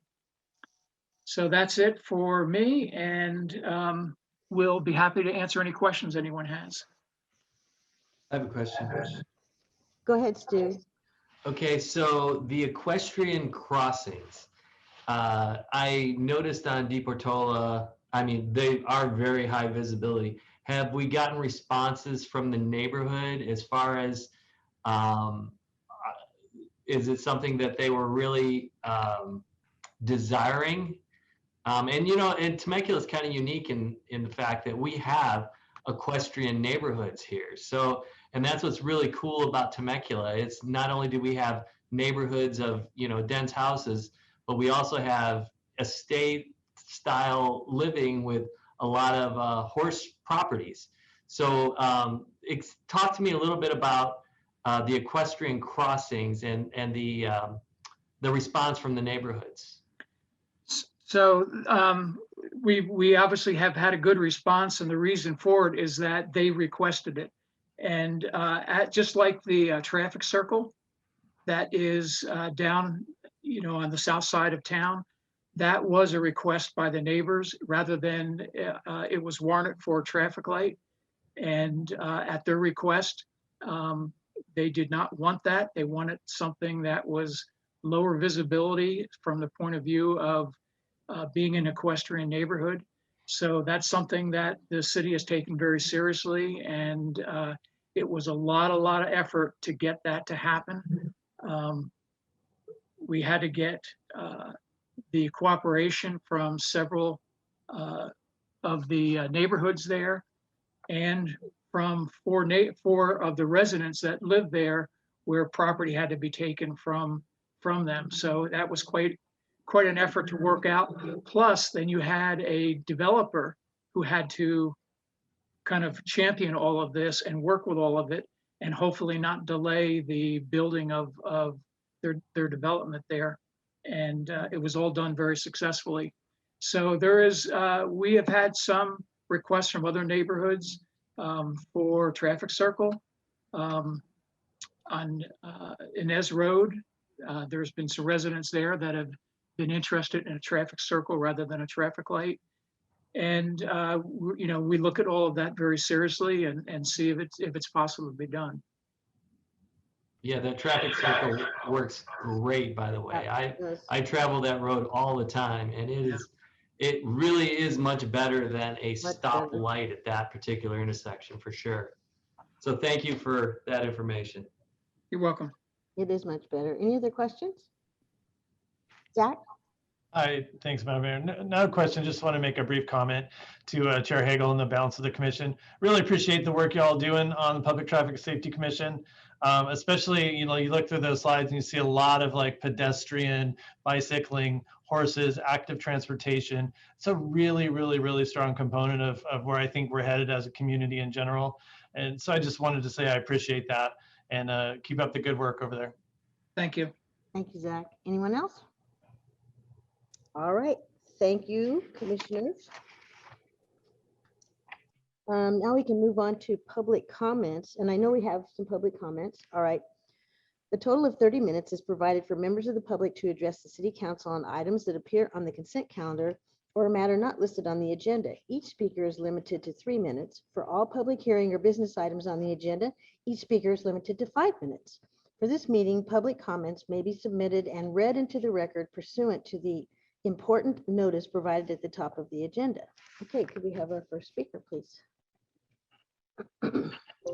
Yes, Madam Mayor, we have 6 public comments on non-agendized items and on the consent calendar. So I'll go ahead and read those now. The first comment is from Rick Reese. Here are a few items I would like to bring to your attention. On March 9th, the commenter going by the rather anonymous name PJ made derogatory comments about a sitting council member by attacking both the member's religion and race. The anonymous PJ referred to the member's religion as half-baked religious ideology and then derided her council positions because she's white, of course. See source reference below. I would compare PJ to a bottom-feeding worm, but that would be demeaning to slimy invertebrates that actually serve useful purposes, such as creating healthy soils and tempting game fish on a fish hook. Disagree with anybody, but it is the realm of the lowlife to attack somebody's deeply held religious values and or their genetics. Number 2, the immigration crisis and fiasco unleashed by the Biden administration has a very real possibility of negatively impacting our Temecula community. Temecula residents do not want to see a return of migrants being bussed into our community and packed like sardines in our local border patrol facilities, only to be turned out into our own neighborhoods. Please seriously consider networking with other communities like Marietta to form a defensive coalition to demand federal compensation for any harm and burden that Biden's immigration policies may do to our Temecula community. Number 3, open City Hall for in-person business and attendance. The time is right to reopen City Hall for in-person business and allow the public to attend and interact with the City Council on site in the City Council chambers. If we can all congregate in locales like Costco, Walmart, AAA, DMV, and Old Town Temecula, then there is no reason why people cannot congregate at City Hall. For those too skittish, online services could continue. City services can be done in a hybrid method with both in-person services available along with online services continuing. In addition, public comments delivered to the fortnightly City Council meeting should revert back to only live and in-person comments delivered by speakers before the council dais. Speakers delivering comments live and before the City Council will restore some dignity and decorum to council meetings, in that speakers will no longer be able to hide behind anonymous initials and or internet handles. This would go a long way to reduce derogatory and hateful rhetoric spouted by some past speakers who have anonymously spewed their venom from behind their keyboards and computer screens. For more background info, refer back to item number 1. Thank you for your time and consideration. The next speaker is Gary Audie. And he is writing in his capacity as the coordinator of the Murrieta Creek Regional Trail MCRT 4 Cities Planning Team. The goal of the MCRT planning team is to connect a nearly 20-mile multi-use trail between Temecula and Lake Elsinore. The trail will ultimately encourage active transportation along the Murrieta Creek corridor and connect businesses, workplaces, recreation areas, residential neighborhoods, schools, and other regional and local trails. We are fortunate to have one of the most advanced sections of trail here in Temecula. From the trailhead at Rotary Park, the Class 1 trail will soon be opened and fully connected to Rancho California Road. With an interruption at Rancho California Road, the trail then continues as a Class 1 paved trail along Diaz Road to Winchester Road. Our team has explored options with the City of Temecula staff, Riverside County Flood Control, and Caltrans to solve the interruption and connect the trail from the Old Town side of Rancho California Road to the trail section along Diaz Road. It is our hope that the City of Temecula and Elytra LLC will include solutions to connect the trail at this point. Safe trail access at this property can provide hotel patrons a safe, aesthetic, and stress-free walk or ride to amenities in Old Town, Uptown Temecula, and ultimately with the San Gertrudis undercrossing, a way to trek to wine country. With access to a connected MCRT, hotel patrons would be given an opportunity to experience many gems of Temecula while avoiding congestion and traffic during their Temecula stay. From my position on the MCRT planning team, I would like to see a focus by Alitra LLC and the City of Temecula on solving the connection of the trail at Rancho California Road when submitting plans.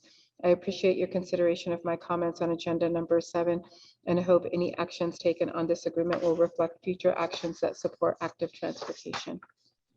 The next speaker is Schuyler Temple. Before I begin, I'd like to recognize the extraordinary efforts of the City of Temecula during the pandemic. The work of staff to continue city operations while also expanding programs to fit the modified needs of the time cannot be understated.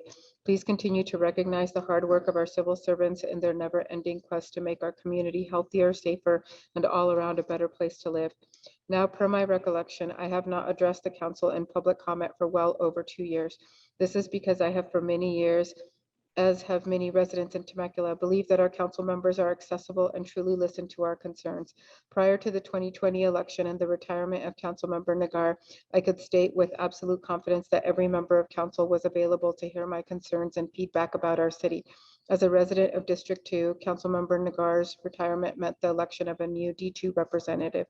While I had personally backed the candidacy of someone else, I made several attempts to connect with then candidate Alexander in order to introduce myself and get to know more about her priorities for Temecula. At the time, I was running for the Water District and wanted to have a strong working relationship with the City Council, regardless of who was elected. These attempts to make contact were ignored. 13 days ago, I reached out through official council email and CC'd the council assistant to get a meeting on the books with Councilmember Alexander. That email was ignored. Councilmember Alexander has made no attempt to have a social media presence since she was elected or attempted to have any meaningful outreach with her constituents. There are only 2 possible conclusions to be drawn from these findings. The first is that Councilmember Alexander doesn't want to represent her constituents, which if true would mean that her desire to be elected to council raises more questions than answers. Or more likely is the second conclusion, that Councilmember Alexander wishes to be selective with who she represents. It's no secret that at face value, Councilmember Alexander and I differ on national partisan politics. Former Councilmember Nagar and I differed as well, yet we were able to develop a good working relationship to share our thoughts and ideas of what Temecula could be. We have long decried bringing partisanship onto this council. It's unproductive and detrimental to the residents that rely on the city to provide the quality of life that we have worked so hard to achieve. Councilmember Alexander does not get to pick and choose her constituents. She was elected to serve all residents of D2 and by extension, the entirety of the City of Temecula. So either Councilmember Alexander can get her act together and finally do her job, or she can resign and let someone willing to represent all their constituents step up. I look forward to your email or phone call. The next speaker is Bob Cowell. Over the last few weeks, the death rate from the coronavirus has gone down by about 80%. We are reaching the apex of the disease. Herd immunity looks to be at hand. The sun is shining and the disease is at rest and soon will be gone. With that information coming from common sense review of the data, it is time to open up Temecula and the surrounding cities. Summer is coming and everyone is going to go out regardless. Arresting people for having open restaurants is only going to result in angry voters. The disease is going to be gone, so open up Temecula. Let us get back to normal. We are not prisoners. We are free people. Let our people go. The next speaker is PJ in Temecula. While at times I thoroughly enjoy writing these emails to the council and giving my 2 cents on things seriously affecting Southwest Riverside County and our city, really, I would rather not have to do it. Wouldn't we all rather have city council members that truly represent the entirety of our community and not just the rabid insanity of conned and fearful Facebook few or the 3 to 6 ladies they see in the supermarket each week? Wouldn't we all just love to be free of the rantings and ramblings of outside agitators such as Bob Cowell, who live in Murrieta but seems to stick his nose into our business far too much? Wouldn't we all love to be able to ignore San Diego County business owner and failed council candidate Sonia Perez when she enters a Trader Joe's without a mask, endangering our residents and waving fake cards in employees' faces? Wouldn't it be nice if our business owners in Old Town and Wine Country, most of them, thought more about the health and well-being of our community and less about the wine slushy and faux craft cocktail sales? Shouldn't we all be looking for ways to help our fellow man acquire affordable housing in our fair city? Shouldn't we be actively seeking out ways to improve our community and move it forward both socially and emotionally? The aged, bitter, evangelical, hypocrites, racists, and equity misers in our community are the squeaky, tired, flat wheels of our community. They don't take us forward. They want to rip us back to their sad, tired level. But I enjoy dumping oil on those squeaky wheels. But maybe someone out there will recognize that what they are is a dying mindset and push back with me. These aging, decrepit dinosaurs of depreciating mental and emotional well-being lead an uneducated, twisted existence that relies on old ways of thinking, being fearful of progress, and relying on a policy of discrimination that blows whichever way isn't white. Their bigotry they falsely call patriotism, and their hatred they call heritage and tradition. They live in a made-up reality, and Temecula can't afford to suffer these fools, especially in our city leadership. Shake your head all you want, stare blankly into the screen. You know who you are. This isn't the 90s anymore, and parks with windy blue things and parks won't cleanse your soul of irresponsible leadership of our community. We won't forget you the way the people mentioned above will be time to be responsible humans. The next speaker is Tammy Marine. I want to commend the city on an informative presentation at the last city council meeting covering the history of affordable housing. As you know, Habitat for Humanity Inland Valley is a nonprofit housing developer, and we have had a long history of working with you through our home ownership, home preservation, and educational programs, and also through the use of the restores programs, all designed to improve living conditions for our local residents. The presentation by Luke Watson was a needed review of the efforts of the city and the challenges that we collectively face in the affordable housing space. I also appreciated listening to the concerns of community members stepping up to relay their real-life experiences. There is little that impacts a family more negatively than having no access to affordable housing. The ramifications of living in substandard, overcrowded, or cost-burdened housing affects access to other essential needs like medical transportation, youth development, education, and more. Families who live outside their affordability are forced to make impossible choices every day, and many are pushed to rely on government subsidies for sheer survival. Thankfully, we are beginning to see a national conversation on how we might move the needle forward to solve this problem in a more holistic way. With so many barriers and relevant contributors to the situation, the problem is much more complex than it might seem. Over the past months, we have had many conversations about specific projects on how we can best address the needs of Temecula residents with the resources currently available to you as a city and to us as a nonprofit. At Habitat, we are excited to build upon the great work you have already accomplished. We have brainstormed about some exciting new ideas to make some traction in housing. Thank you for always being open-minded listeners and forward thinkers. I believe together we can be viewed as innovators in this area and open a door to opportunities that could affect many in the months to come.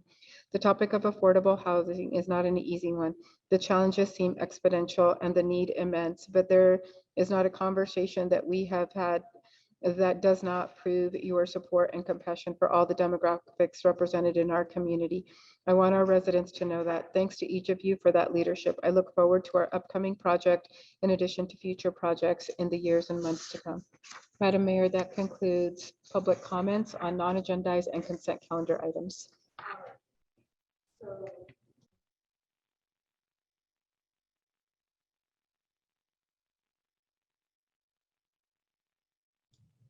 You're on mute, Madam Mayor.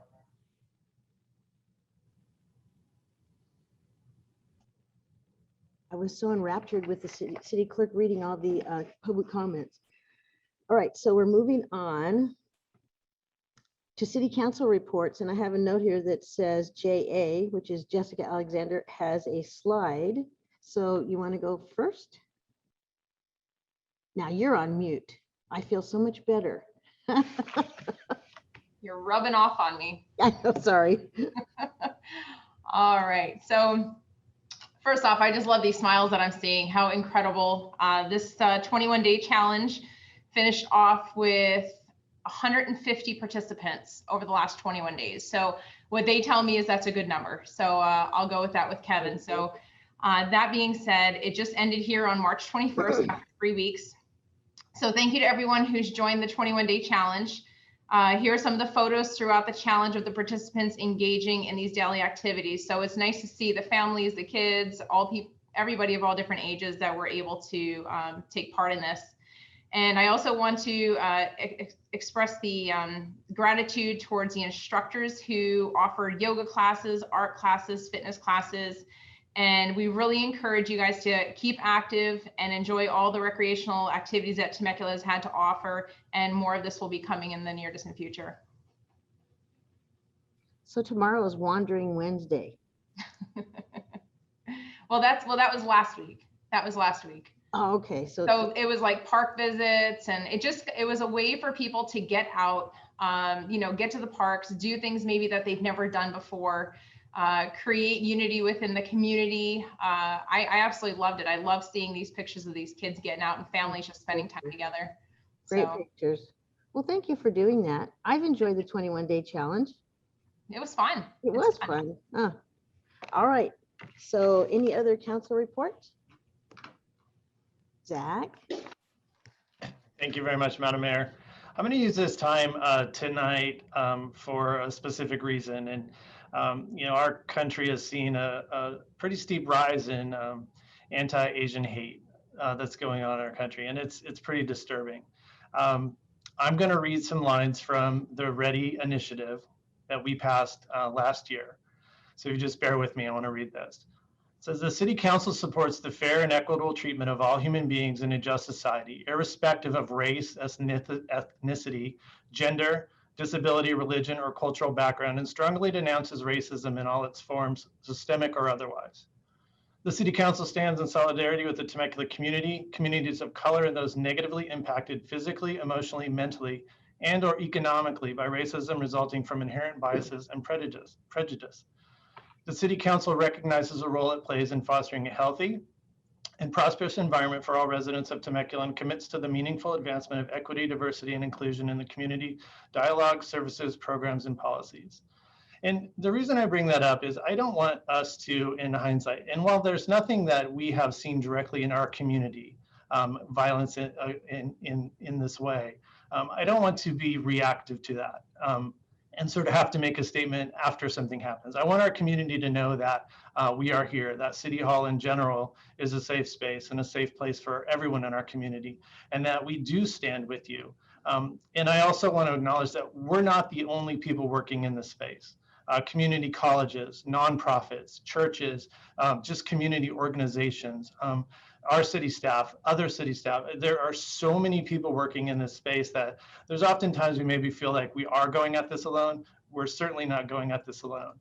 So I just wanted to use my time tonight to just sort of just really think about what we're doing going forward and just sort of where did we come from? And it's only been 7 months since we passed that. And just the news lately, the violence that we're seeing, I don't want to have to just reactively say something next week or in 2 weeks or a month or whatever. It's important to me. I think it's important to our community that we acknowledge that and just let everyone know that your city council and the city in general is here for you. So that's all I have. Thank you, Madam Mayor. Thank you, Zach. It's really nice to have a reminder, every once in a while of what our beliefs are and what our practices are. So thank you. Any other comments, council? Not? All right. So we're going to move on to the consent calendar. All matters listed under consent calendar are considered to be routine and all will be enacted by one roll call vote. There will be no discussion of these items unless members of the City Council request specific items be removed from the consent calendar for separate action. Item number 1, waive reading of standard ordinances and resolutions. Number 2, approve action minutes. Number 3, approve list of demands. Number 4, approve city treasurer's report as of January 31st, 2021. Number 5, extend terms of board and commission members to align with calendar year service. Number 6, approve Fourth Amendment to lease agreement between City of Temecula and Temecula Valley Convention and Visitors Bureau, DBA Visit Temecula Valley. And we're going to note that City Manager Aaron Adams will be abstaining, and Peter will speak about that for just a minute. Number 7, approve the First Amendment to the Disposition and Development Agreement with Alitra LLC for the disposition of property located on the northeast corner of Rancho California Road and Diaz Road, APN 951-021-089, and a portion of Diaz Road. Number 8, approve the plans and specifications and authorize solicitation of construction bids for the pedestrian signal equipment upgrade citywide project PW 19-10. Number 9, approve as to form the amended and restated agreement with Western Riverside Council of Governments, WRCOG, to reimburse TUMP funds for the French Valley Parkway I-15 overcrossing and interchange project, agreement number 06SWTEM 1079, and TUMP means Traffic Uniform Mitigation Fee. Number 10, award the construction contract to Leonida Builders, Inc. for the Santa Gertrudis Pedestrian Bicycle Trail Extension and Interconnect Project, PW 0804. All right. So, Peter, you want to explain why City Manager Adams is going to step out? Yes, Madam Mayor and members of the City Council, City Manager Adams will not participate in item number 6, which is the lease amendment for the Temecula Valley Convention and Visitors Bureau, DBA Visit Temecula Valley, with respect to their office space at City Hall. His wife is the executive director of Visit Temecula Valley. Aaron has not participated in any of the staff discussions or work related to VTV or this lease. He does not need to sign out of the meeting unless a council member requests that this item be pulled for further discussion, and we will note this in the minutes of the meeting. All right, thank you, Peter. So if no one's pulling anything. Madam Mayor? Yes, sir. May I make a brief comment on 8, and I'll move the consent either way, but if you would allow, I'd like to make just a brief comment. No need to pull it. Okay, so item number 8 is for a pedestrian signal equipment upgrade. I would like to ask that, and the staff report doesn't specifically call this out, but I'd certainly like to ask Public Traffic Safety and Public Works to look at audible pedestrian countdown timers for just more accessibility, and especially in our higher use crossings near our schools. So that maybe the 3 high schools and some of the middle schools. But if Public Traffic Safety Commission could look at that, I would certainly appreciate that. All right. Anyone else going to pull anything? If not, and I already have a motion, I'll take a second. Second. I have a motion and a second. Could we have a roll call, please, for the consent calendar? Councilmember Alexander? Aye. Mayor Edwards? Aye. Councilmember Ron? Aye. Councilmember Stewart? Aye. And Councilmember Schwenk. Aye. All right, that's unanimous. So I am going to recess the City Council meeting to the scheduled meetings of Temecula Community Services District, successor agency to the Temecula Redevelopment Agency, the Temecula Housing Authority, and/or the Temecula Public Financing Authority, which I like to call TPFA. And so we will move on to community services and Mr. Schwenk. Thank you very much, Madam Mayor. I'd like to call tonight's Temecula Community Services District meeting to order. Madam City Clerk, would you mind calling the roll call, please? Yes, Director Alexander? Here. Director Edwards? I am here. Director Ron? Here. Director Stewart? Bet. President Schwenk? I'm here. Thank you very much. Do we have any public comments this evening? We do not. Thank you. We'll go ahead and dispense with the reading of those rules, and we will move on to our consent calendar. All matters listed under the consent calendar are considered to be routine, and all will be enacted by one roll call vote. There will be no discussion of these items unless members of the Temecula Community Services District request specific items to be removed from the consent calendar for separate action. Item number 11 is approve action minutes of March 9th, 2021. Move approval. Second. All right, we have a motion and a second. Would you mind calling the roll call vote, please? Director Alexander? Aye. Director Edwards? Aye. Director Ron? Aye. Director Stewart? Aye. President Schwenk? Yes. Thank you very much. That passes 5-0. Thank you, everyone.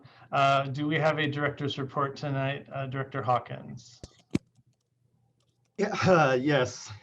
Just one thing, Mr. President, and I think we have something coming up. Oh, wow. A big congratulations to Emily Schwenk and her parents on the latest UC edition. I know others have extended their congrats as well, and I'm sure Peter and Bea are all smiles. So well done. And that concludes my report. Congrats again. Wow. So thank you very much for that, Director Hawkins.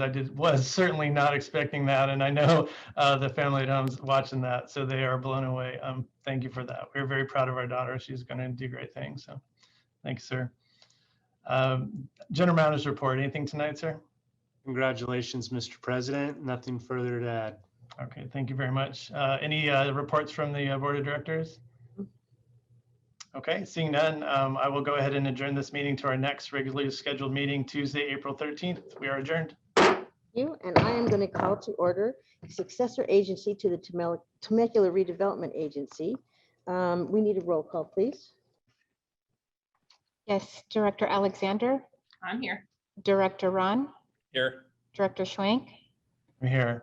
Director Stewart, Still here. and Chair Edwards. Here. So are there any public SARTA comments? There are none. I guess that would be SARTA public comments.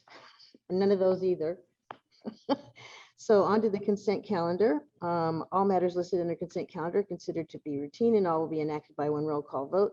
There will be no discussion of these items unless members of the successor agency to the redevelopment agency request specific items be removed from the consent calendar for separate action. Item number 12, approve action minutes from March 9th, 2021. I need a motion. Move approval. And we got two, so Zach and Matt? Yes? Yes, sir. Okay, there you go. It's okay. It's all right. I know. It's okay. So we have motion in a second. We need to call a roll. We do. Director Alexander, Aye. Director Edwards, Aye. Director Ron, Aye. Director Stewart, Aye. and Director Schwank. Aye. Okay, anything SARTA Executive Director's report? Tonight. No. And Board of Directors, anything? Nothing? All right, then I'm going to adjourn the SARTA meeting to the next meeting, April 13th, 2021. And now we're going back to reconvene the Temecula City Council meeting. We have business item number 13, receive and file 1-year short-term rental enforcement update and provide direction on continued enforcement. So Luke, you're going to give the staff report, and do you want to make a remark about Aaron? Yes, Madam Mayor and members of the City Council. City Manager Aaron Adams will not participate in item 13 tonight, the short-term rental enforcement report. As I mentioned earlier, his wife is the Executive Director of Temecula Valley Convention and Visitors Bureau, DBA Visit Temecula Valley. VTV has taken a position on short-term rentals, and so Aaron will not participate in this item. He has not participated in any staff discussions or work relating to short-term rentals for this reason. We will again place this notice in the minutes of the meeting. So Aaron, I see, has signed off, so he's not going to be participating in this portion of the agenda. All right, thank you, Peter. Okay, Luke Watson. Yes, Madam Mayor, I'm actually going to turn it over to Brandon Rabideau, who's going to provide the staff report. Brandon, thank you.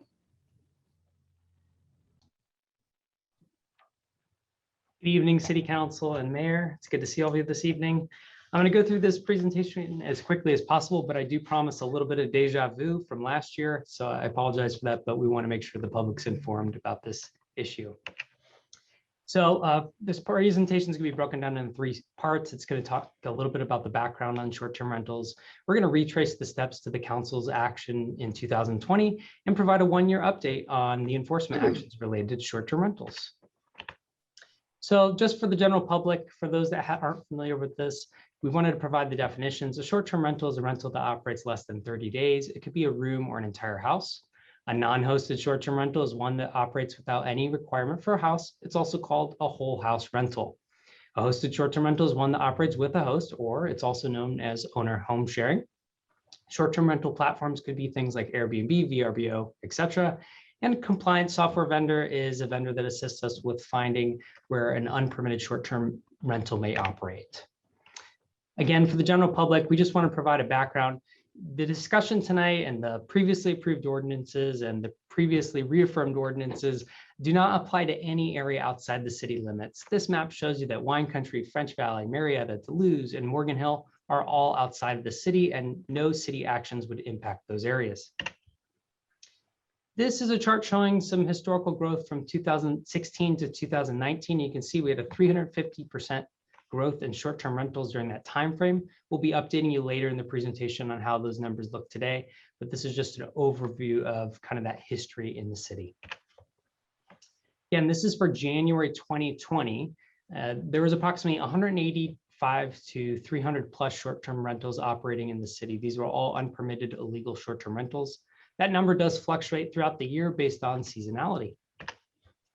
During January 2020, the makeup of short-term rentals operating in the city were approximately 66% non-hosted and 31% hosted rentals. And a majority of the stays were Thursday through Sunday, which accounted for 74% of stays. So for the pre-ordinance regulations, short-term rentals were never permitted within the city. That's because the city has and had a permissive zoning code. And it says basically no person shall use any premises except as specifically permitted. So that's nothing new. These were never permitted in the city, but we'll talk more about what the city council's action was in just a moment. The business license requirements, this is nothing new. The city requires a business license for any business that operates in the city. In addition to that, any business operating in the city in a residential neighborhood is required to have a home occupation permit. A home occupation permit cannot account for more than 20% of the gross floor area of a home, cannot change the fire safety or occupancy classifications, and it cannot generate pedestrian or vehicular traffic beyond which is normal. And obviously a short-term rental would likely not meet any of those thresholds. Short-term rentals that operated in the city and continue to operate in the city in many instances are violating CC&Rs. We reviewed every single set of CC&Rs the city has available and found that over a majority of them do not allow for any type of short-term rental permits. This map is a map of Wolf Creek from 2019 and 2020, and we'll show a little bit of an update on that sample map later in the presentation.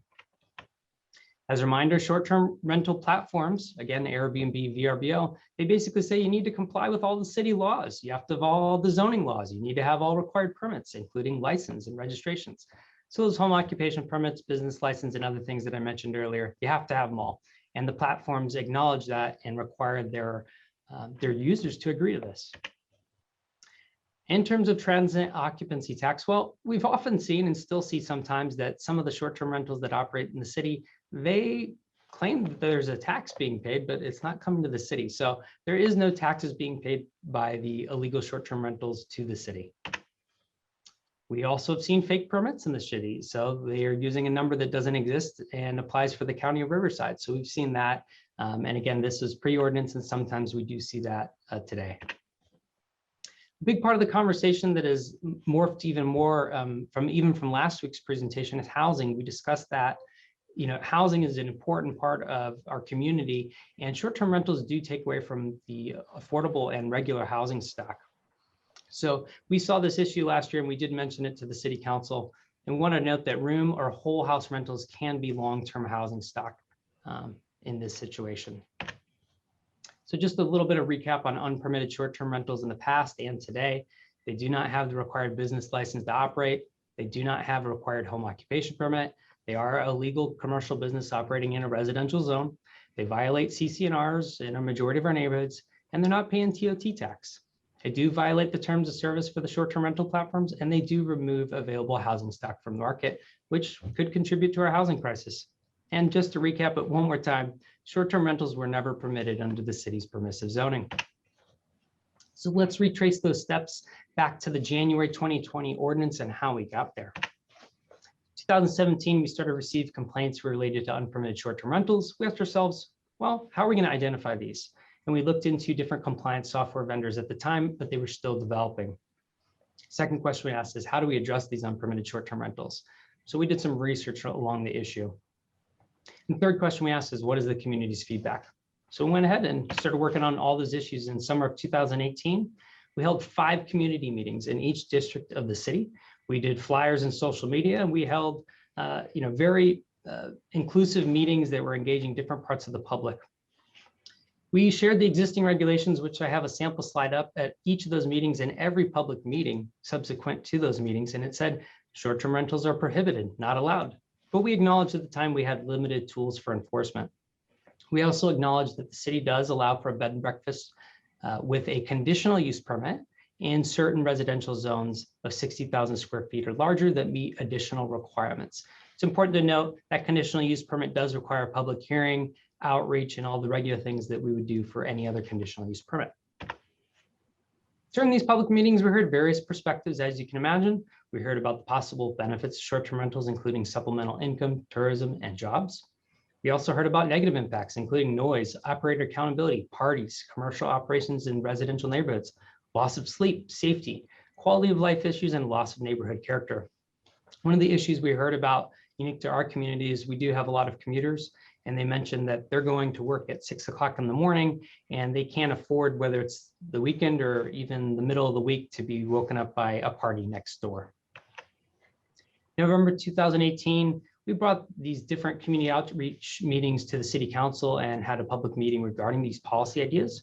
And there was a lot of concerns around protecting our citizens and neighborhoods, creating enforceable regulations.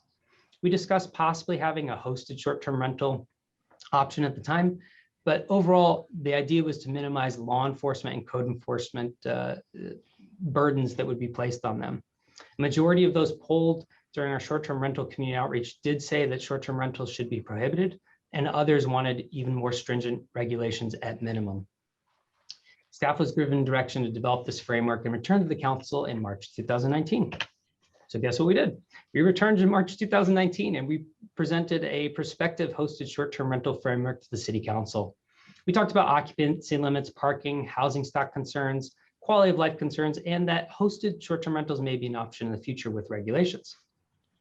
One of the things that occurred during that meeting as we looked at that is there's a lot of complexity with short-term rentals and whether or not someone is hosted and do they have to be there at a certain time of night, and playing the cat and mouse game of hosted short-term rentals. So at the time, it was considered that we've got short-term rentals that were continuing to operate, so the city council asked us to do something about that. And there was consensus that non-hosted short-term rentals would not be considered.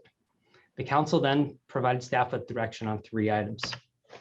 The first was to enter into an agreement with the compliance software vendor. The second was the staff was directed to increase the fine structure to $1,000 for unpermitted short-term rentals. And the third is the city council directed the subcommittee to further discuss hosted short-term rentals. So we did that, and we discussed that with the subcommittee, and they've discussed hosted short-term rentals, and there were some concerns raised around Anaheim and the issues where Anaheim has had short-term rentals that have been grandfathered in the community. So for the time being, we were directed to bring back the fine resolutions to the Planning Commission and City Council, and then we were directed to also report back to the City Council after 1 year of enforcement, which we're doing tonight. In June 2019, the Planning Commission recommended adoption of the proposed ordinance, and the City Council adopted an updated ordinance and fine resolution in January 2020, and the City Council asked for an enforcement update after 1 year, and that's why we're here. So let's talk a little bit about that January 2020 adopted ordinance and resolution. That resolution added the ability to fine unpermitted short-term rentals $1,000 per day. It also further defined short-term rentals, and it updated the development code to reaffirm the prohibited use. Again, I've said it a few times, but I want to really get the point through that short-term rentals were never permitted. The city merely reaffirmed that they were a prohibited use. So what was that adopted short-term rental definition? I'm not going to read this verbatim, but essentially anything operating less than 30 days, including motorhomes that are on a parcel or a hosted room or a non-hosted short-term rental, those were defined as a short-term rental. Again, this is just a sample of the municipal code where it reaffirmed the existing prohibition. The dashes on your screen show that short-term rentals are not permitted in any residential zone. In terms of the outreach and public meetings behind this process, we did create a survey and we conducted live polling at our community outreach meetings. We also conducted extensive outreach to real estate market and had real estate broker presentations. And we had 5 community meetings as mentioned earlier. We had 2 planning commission meetings and 3 city council meetings for a total of 10 public meetings. That doesn't include tonight's meeting. And this was a 3-year process. And throughout that 3-year process, we showed this slide that said prohibited, not allowed, limited tools for enforcement this time related to short-term rentals. So it's been a long process, but we're excited to share our progress over the last year. And here's where we're at. We created a dedicated website and app on our My Civic app for the city for people to report unpermitted or illegal short-term rentals within the city. We have additional information on the ordinance available there. And again, they can do this from their mobile phones and report it and provide us a different information related to the illegal short-term rental. So what do short-term rentals look like? So this is a map showing January 2020 versus March 2021. And you can see on the left-hand side of the screen, you see blue and red dots and some orange and some green dots. Green dots mean that it was a compliant short-term rental, so that, or it's a compliant rental. So that would be one that is 30 days or more. A red dot means it's not compliant. Blue dot means we didn't necessarily know what the compliance was at that time. And an orange dot means that it is not identified. We don't know the exact location at this time. So we had over 280 unpermitted short-term rentals in January 2020. And in March 2021, we have 36 unpermitted short-term rentals. That Wolf Creek example that I mentioned earlier, so this was Wolf Creek in 2020. It shows all the different unpermitted short-term rentals operating in the community. And you can see that we actually have one unpermitted short-term rental that we've identified in the community now. The green dots have indicated that those previous unpermitted short-term rentals have now converted to long-term or rentals longer than 30 days. So how did this come about? How did these get reduced? Well, again, in January 2020, the city council reaffirmed the short-term rental ban, and staff went to work immediately sending out violations in February and March. And we saw a reduction from 260 unpermitted short-term rentals down to approximately 128. And then the emergency COVID-19 order came into place in mid-March. I do want to point out our staff and code enforcement team did some outstanding work in terms of getting these reduced even before the governor's order. A majority of our reductions were prior to the governor's order that did include bans on things like short-term rentals. This was an 86% increase from to today. There's an 86% decrease in short-term rentals operating in the city. Just in terms of the composition of short-term rentals today, again, we had 280 plus units. A majority of those were hosted, 66% in 2020, and 31% were, hosted, 31% were hosted in 2020, and 66% were non-hosted in 2020. That number is somewhat similar. We do have some more hosted short-term rentals that are unpermitted operating in the city today, about 37%, and we do have about 63% that are non-hosted. In terms of enforcement data, we've had 55 notices sent, 32 code cases opened, 77 inspections, $8,000 in fines, and 113 emails and online complaints. And one of the things that the council had asked for was a little bit of data on what the makeup of those complaints entailed. So was it a hosted short-term rental? Was it an unhosted short-term rental? And according to our data, 33% of the online complaints were for hosted short-term rentals, and 67% were for non-hosted short-term rentals. We had 124 short-term rental phone complaints. I do want to point out what may seem like it's missing information, that there's only 32 code cases and 55 notices. Oftentimes we receive multiple calls and multiple inquiries on unpermitted short-term rentals. So you may see 124 phone calls, but it actually was the same case that we'd already received a call about. So I wanted to point that out for you. In terms of enforcement lessons, well, the city council had the foresight for a simple, efficient, and cost-effective enforceable ordinance. One of the things that we've learned is that it's been very simple for staff not to have to identify whether it's hosted or non-hosted. We've been able to just say, is it rented for 30 days or more, or 30 days or less? If it's less, we're going to go ahead and take action on that. So it's been very simple for us to identify. We haven't had to play that cat and mouse game with the hosted and non-hosted short-term rentals. We actually have not needed additional significant special enforcement hours or additional city attorney involvement at this time. And after the initial rollout where we did require some additional staff, our code enforcement team has done an excellent job absorbing the additional workload, which is minimizing the program's enforcement costs. In terms of housing, various illegal short-term rentals did return to the market. We observed several of them going for sale, and they've returned to 30-day plus rentals or just to actual homeowners. And we've seen approximately 150 plus units return to the market, equal to almost an entire year of our housing production after the ordinance.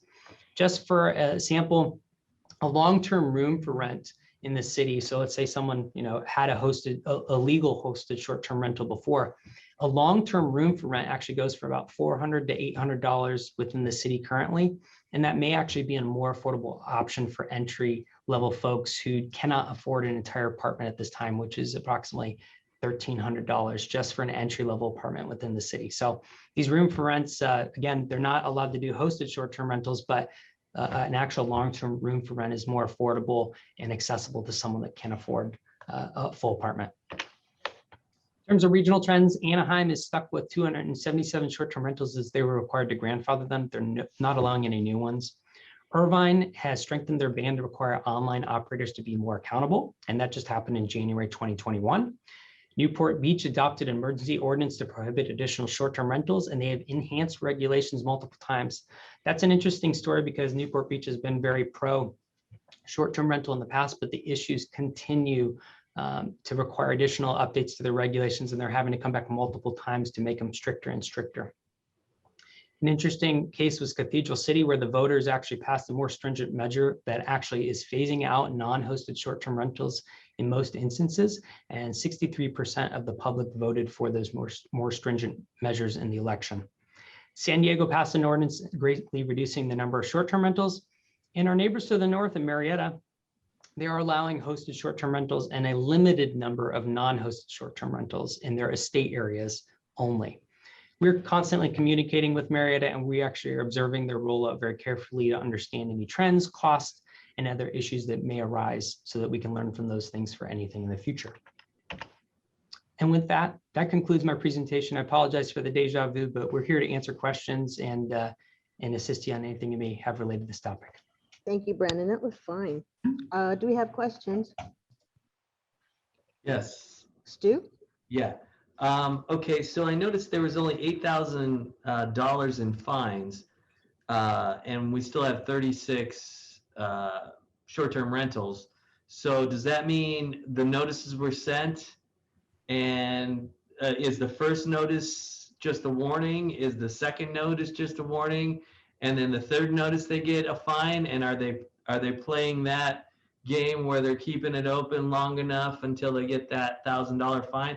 How's that only $8,000?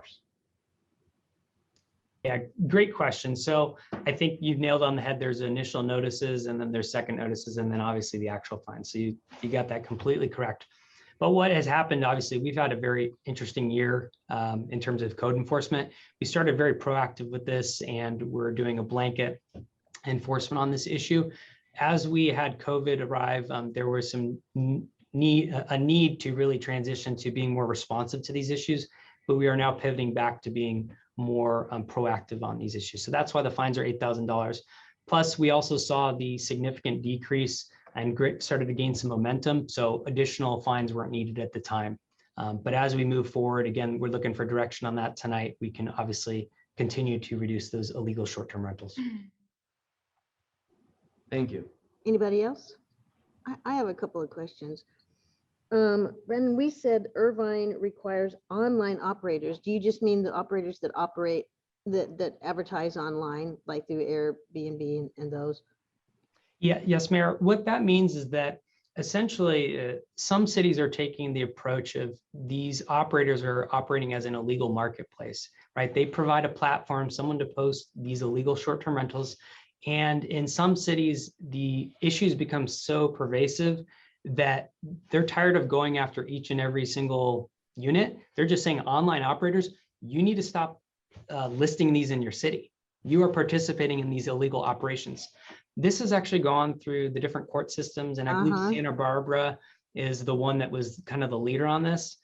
There's definitely some more case law probably to be developed from this, but it's a significant issue in Irvine. They're having to deal with people putting short-term rentals in different languages so that their staff can't observe them. And so Irvine has come out with a very strict ordinance that basically says, if you're an online operator supporting these, we're going to hold you accountable as well. And then 33% were hosted. And do we know, just off the top of your head, what were the complaints mostly for the 33%? Would it be noise still? They can be a wide variety. It could be they're partying, there's trash out in the driveway, there's cars blocking my driveway. It could be a wide variety of things. It could be just that they're operating a short-term rental and someone doesn't want it next to their home. And do we know, we don't know whether they really were hosted. I mean, do we? They just said they were hosted, and we don't know if the operator or the homeowner was actually there the whole time, right? Yeah, we can infer from the listings, and obviously, and that's one of the challenges that cities that do allow hosted short-term rentals, right? They say they're a hosted short-term rental, and then the actual owners peace out on the weekends. So that's a challenge. Yeah. And that's one of the things that our blanket reaffirmation has been easy for us, is we don't have to play the cat and mouse game. We're not trying to whack-a-mole, trying to say, oh, is it really hosted? You look like the owner. Are you the owner on file? And really, it's actually more private. We're not having to have those discussions with individual owners. You're either listing it for 30 days or more or not. Pretty simple. And when was the last time we got, email? I haven't gotten any emails lately from somebody who was encouraging us to do this because they needed the income, or I haven't heard anything, I don't think, lately. I haven't received any recently. Many people originally that were operating the illegal short-term rentals obviously contacted us. We let them know they could rent them for more than 30 days, and they do have that opportunity. So haven't had significant calls on that recently. And if the state thinks that we're taking houses off the market, if I own my home and I rent a room to someone, how am I taking a house off the market? I live there, it's still my home. So in that case, we wouldn't really be taking the house out of the market, right? That's one way of looking at it, definitely. Yeah, so I don't know. Obviously, they're talking about the ones that they're not hosted. And so I can see if any rental property is going to take a house, is it going to take a house off the market? Because the state only considers houses that are purchased, right? That are owned by those who live in them. Yeah, one example would be, the ADUs. ADUs are designed by the state program and the new state laws to provide additional housing, right? Affordable housing at entry-level rates, and making it more accessible to folks. So that would be a perfect example. If that became a short-term rental, right, that was available housing stock that's no that longer one there. would be, that one is obvious. I can tell on that one. Okay, thank you. No other questions, any discussion? Nobody? Matt? Yeah, just quick, great information. I'm glad to see that there's been some success on this program. Last year probably wasn't the best, metric to test by, right? But certainly as this rolls forward, hopefully we'll have all the tools in place to be able to not just track its success, but also track how, like you mentioned earlier, how Marietta is addressing their issues as well. So anyway, it's been an interesting year, and we'll see how this keeps progressing. Thanks. I think for now, I'm happy to let Marietta, be the, I don't want to use the term guinea pig, but to be the test market, I guess, would be a more accurate term. So, okay, this is just a receive and file. So should we want to consider it received and filed? All right. Okay, number 14, discuss in-person and virtual meeting attendance options at city council meetings at the request of council member Alexander. So Randy is going to give us the staff report. Yes, good evening, Madam Mayor, council members, and members of the community. At the meeting of March 9th, 2021, Councilmember Alexander requested that an item be placed on the next agenda regarding opening city council meetings for in-person attendance by the council and the public. This item is before the city council tonight for discussion and direction as a result. After receiving direction from the council tonight, staff will go ahead and bring back a confirming resolution for adoption at the April 13th, 2021 meeting, and that resolution will establish the new meeting protocols and procedures based on the direction we received tonight. Currently, the city council meetings are conducted virtually utilizing Zoom technology. The technology operates on a nearly all or nothing platform. For example, for virtual meetings, the platform allows for one on-site presence in the council chambers with the balance of participants joining virtually. Madam Mayor, you and I are here utilizing that one on-site presence in the council chambers while everyone else is in that virtual space. For in-person meetings, the platform requires all participants on-site in this council chamber and allows for one virtual off-site participant. Currently, all public comments are received electronically via email and read into the record consistent with the Governor's Executive Order N29-20. Now, while it is not binding upon the City Council as to how and when it chooses to conduct its own meetings and/or receive public comments, a comparison is provided for general awareness purposes of what surrounding cities and the county are doing with respect to public meetings. This particular chart, which was actually in the staff report as well, was verified today by calling all of the agencies for consistency with the information that was provided in this chart at the time of writing the staff report itself. Now, as the council evaluates changes to the current process, there are many considerations that require council direction to effectuate change. Those considerations include sequentially answering a variety of questions. When would the City Council like to begin conducting in-person meetings again? When conducting in-person meetings again, would the council prefer a partial opening with only council and staff in the chambers, or would council prefer a full opening with the public in the chambers as well? If a partial opening is preferred at first, then when would the council prefer to the full reopening to occur? When conducting in-person meetings again, which health and safety protocols would the council like to have in place? What enforcement mechanisms would the council like in place for these health and safety protocols? When conducting in-person meetings again, how would the council like to receive and record public comments? And when would the council like the boards and commissions to conduct in-person meetings again? As there are numerous legal and best practice and staff implications associated with each of these questions, we will go ahead and review each question separately and seek direction on each question one at a time.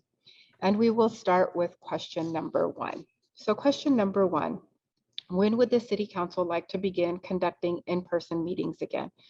The City of Temecula, as a governmental agency, is an essential business under the Governor's emergency orders.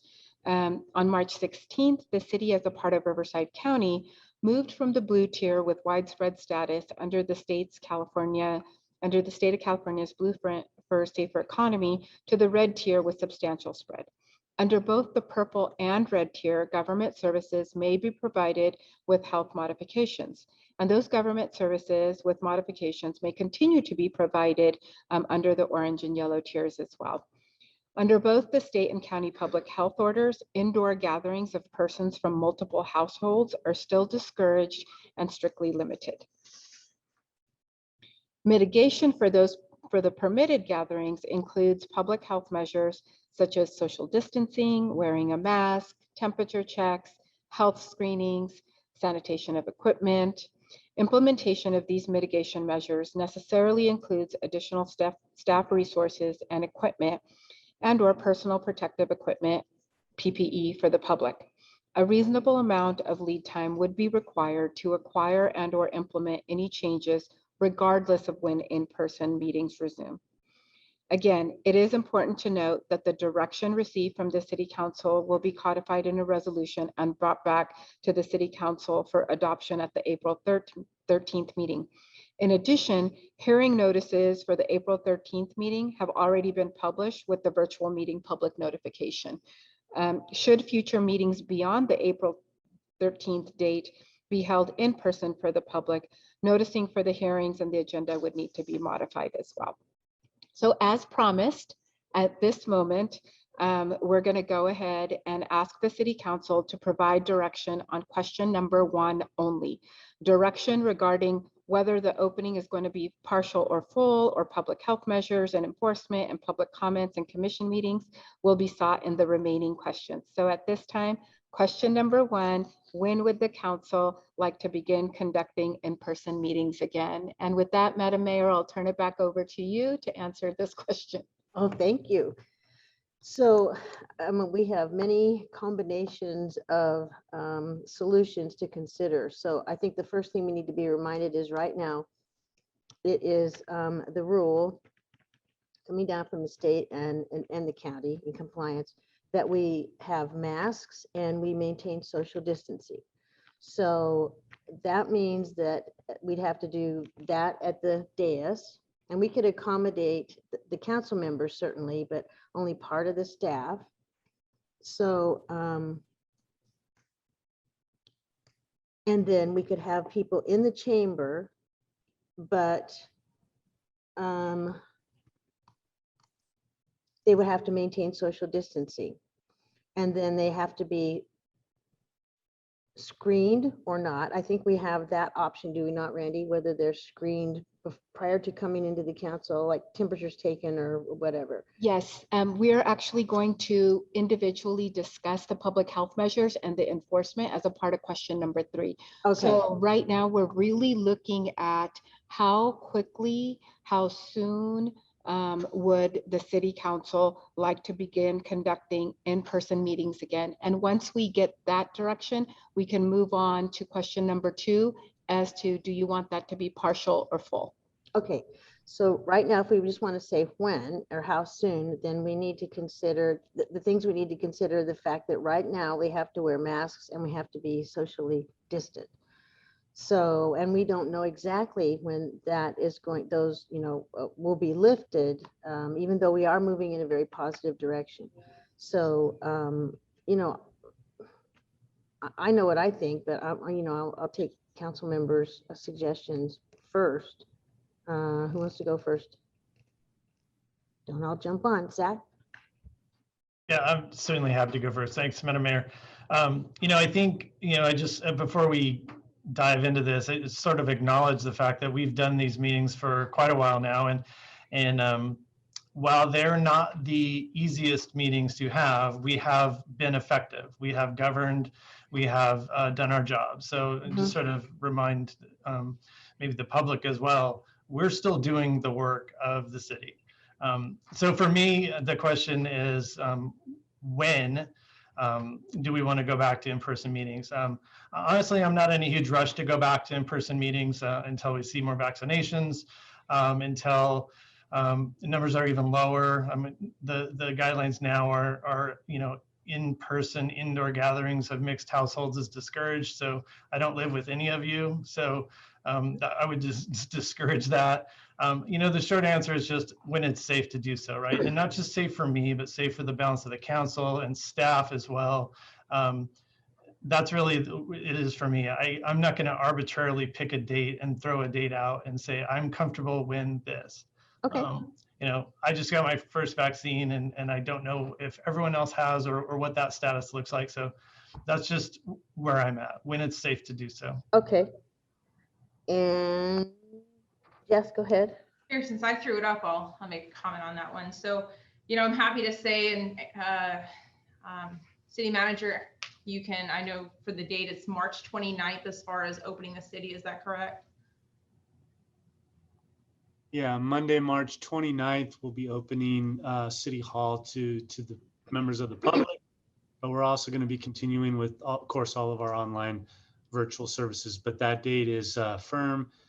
Press release should be going out tomorrow related to that. Wearing masks and observing distancing still, right? Yes, ma'am. Unless something changes at the state level. Okay, go ahead, Jess.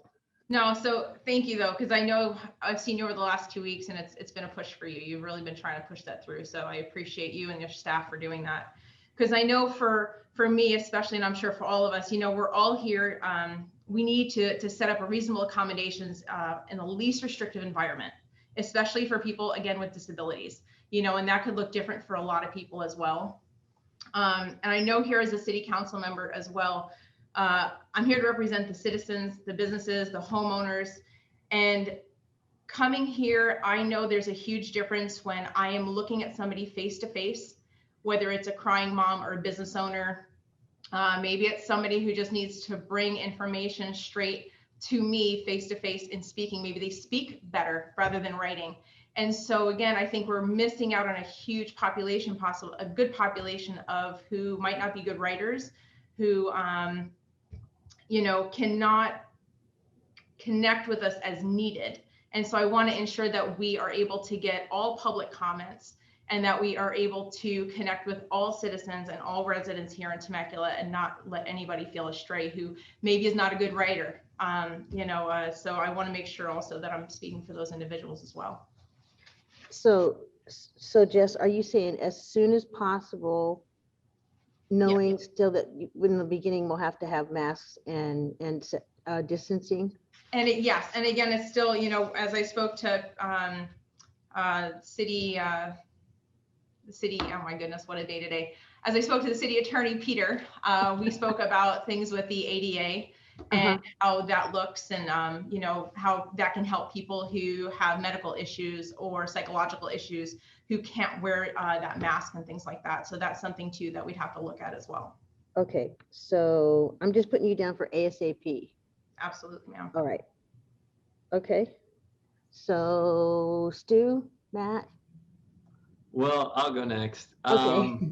Just the idea of wearing a mask for 3.5 hours, like tonight we're going, I just don't know if I can do that. And I'm sitting in a comfortable office, breathing the air that's in this office. And that's my big concern is I don't know if I can wear a mask for that long. So, you know, I would almost rather when we can go back is when I don't have to wear a mask, because that's my big issue. Okay, that's fair. We were all over the board here, Matt. I was gonna say, I knew we would be. That's okay. Summarize all of our positions here. Yeah. I mean, look, we're all about public safety, right? Not just Yeah. from a law enforcement or fire perspective, but you know, for this as well. You know, I tend to agree with Councilmember Alexander. I would like to see us return to this as soon as we can, but I recognize that this isn't going to be an easy process. I will say just right up front is because of the gravity of what we're talking about and the variety of perspectives, my goal here tonight is for us to be able to reach a 5-0 consensus on this. If we can't do that, and if we're leaving somebody behind, regardless of how, you know, a vote pans out, then we haven't done our job, right? So, and, you know, and I'll say just what I've heard so far is we're not, you know, inches, we're yards away from, you know, consensus on just the first Okay, question. we can still get there. So we can still get there in some way, but I tend to agree with Stu though, is that, you know, I mean, look, you know, the mask wearing is you know, is important for the protection standards, and so I would just ask from the staff's perspective, you know, what's the trigger where we wouldn't have to wear a mask at a public meeting? I mean, I don't even know what the standard would be for something like that. I think that we've been waiting for the state to say you don't have to wear a mask in public. And I don't know that that's ever going to happen. Yeah, I don't know that, you know, that could go on for years. And Yeah, I kind of heard that. And I get what Stu's saying is, you know, there's, you know, I totally get it, Stu. Yeah, I do too. I hate the thing. So how do we know what that, if we're going to answer this first question, let's say we all agree that, yeah, the mask wearing issue means two things. One, if you're uncomfortable wearing a mask for, you know, 3 or 5 hours, as long as these meetings may run, then, you know, that needs to be an option for folks who want to be more conservative, continue wearing the mask. They have that option. Right. So if we're going to try and find this, you know, middle ground sort of consensus, you know, Peter, Aaron, Randy, I'm not even sure what that threshold looks like from a state's perspective. How do we navigate that one? Well, we've been complying with state guidelines so far. So is your question, Matt, do we have to comply with state guidelines? No. My question is, you know, if, look, I'm all about the law and regulations too, and all the executive and emergency orders. But so, you know, we're not about to, I think, pass anything that, you know, defies state, you know, mandates. But what would that threshold look like if we were to say, you know, have a meeting where, you know, people could take off a mask if they weren't, on the dais, if they weren't comfortable wearing one for that period of time, or those that would want to wear it. And then, it throws into question, I know we're not at that part yet, but throws into question, any mask mandates for the public speaking at the dais, or, at the microphone rather, as well. But let's see if we could just answer that first question. What's that trigger look like, if there is one at all? Well, just to add this too as well, I had gotten some information today from a city council member over in Marietta, and stating that on March 2nd, that they're going to be having 3 people at the dais. Not March 2nd. What did I say? Oh no, April. I'm sorry. As I was March. What are we in March? April. Yeah. April 2nd. So April 2nd, they're going to be having people at the dais. So there's going to be 3 where 2 don't feel comfortable coming out, which is fine, because we still want to be able to respect everybody and where they're at. And I know everybody's different. So I want to be able to respect that, but also respect the people who don't have the ability to come in. I mean, I'm going to put it out there, as a person with a disability, I'm not talking about a mask, but with a learning disability, for me coming in to write something to the city council might not be an option. So what happens with all these people who maybe have the ability to speak and not write? And I'm just saying, I feel that we need to be able to give all people the option to come in, because we're serving them. And if we feel uncomfortable, then how about they can still stay on Zoom. If people like Mayor Edwards wants to stay on the dais and have some company with her, like myself, I would feel comfortable coming out there. And also we would be distanced enough to make that happen. Yeah, and that's a big part of it. I mean, I went down today and distanced it. I try to walk everything, and we're talking from from the microphone to your desk is about 15 feet. And each other is about 22.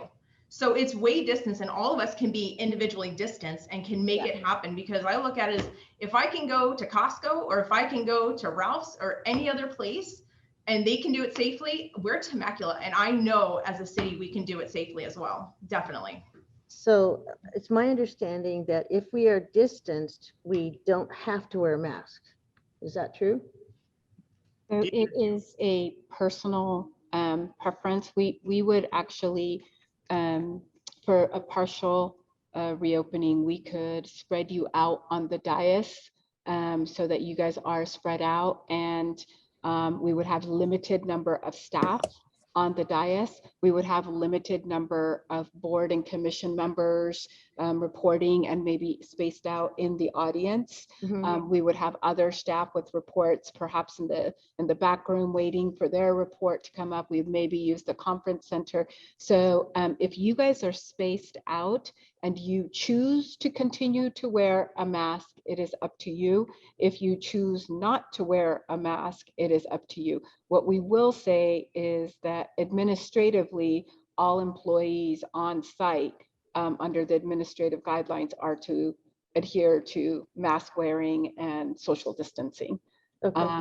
So there's, I mean, I'll leave it at that and let Mr. Butler jump in. I was going to say, thanks, Randy. Currently, Cal OSHA requirements when you are in the workplace, which technically for us, City Hall is a workplace, you're required to wear a mask at all times. There's no exceptions granted under the current Cal OSHA guidance.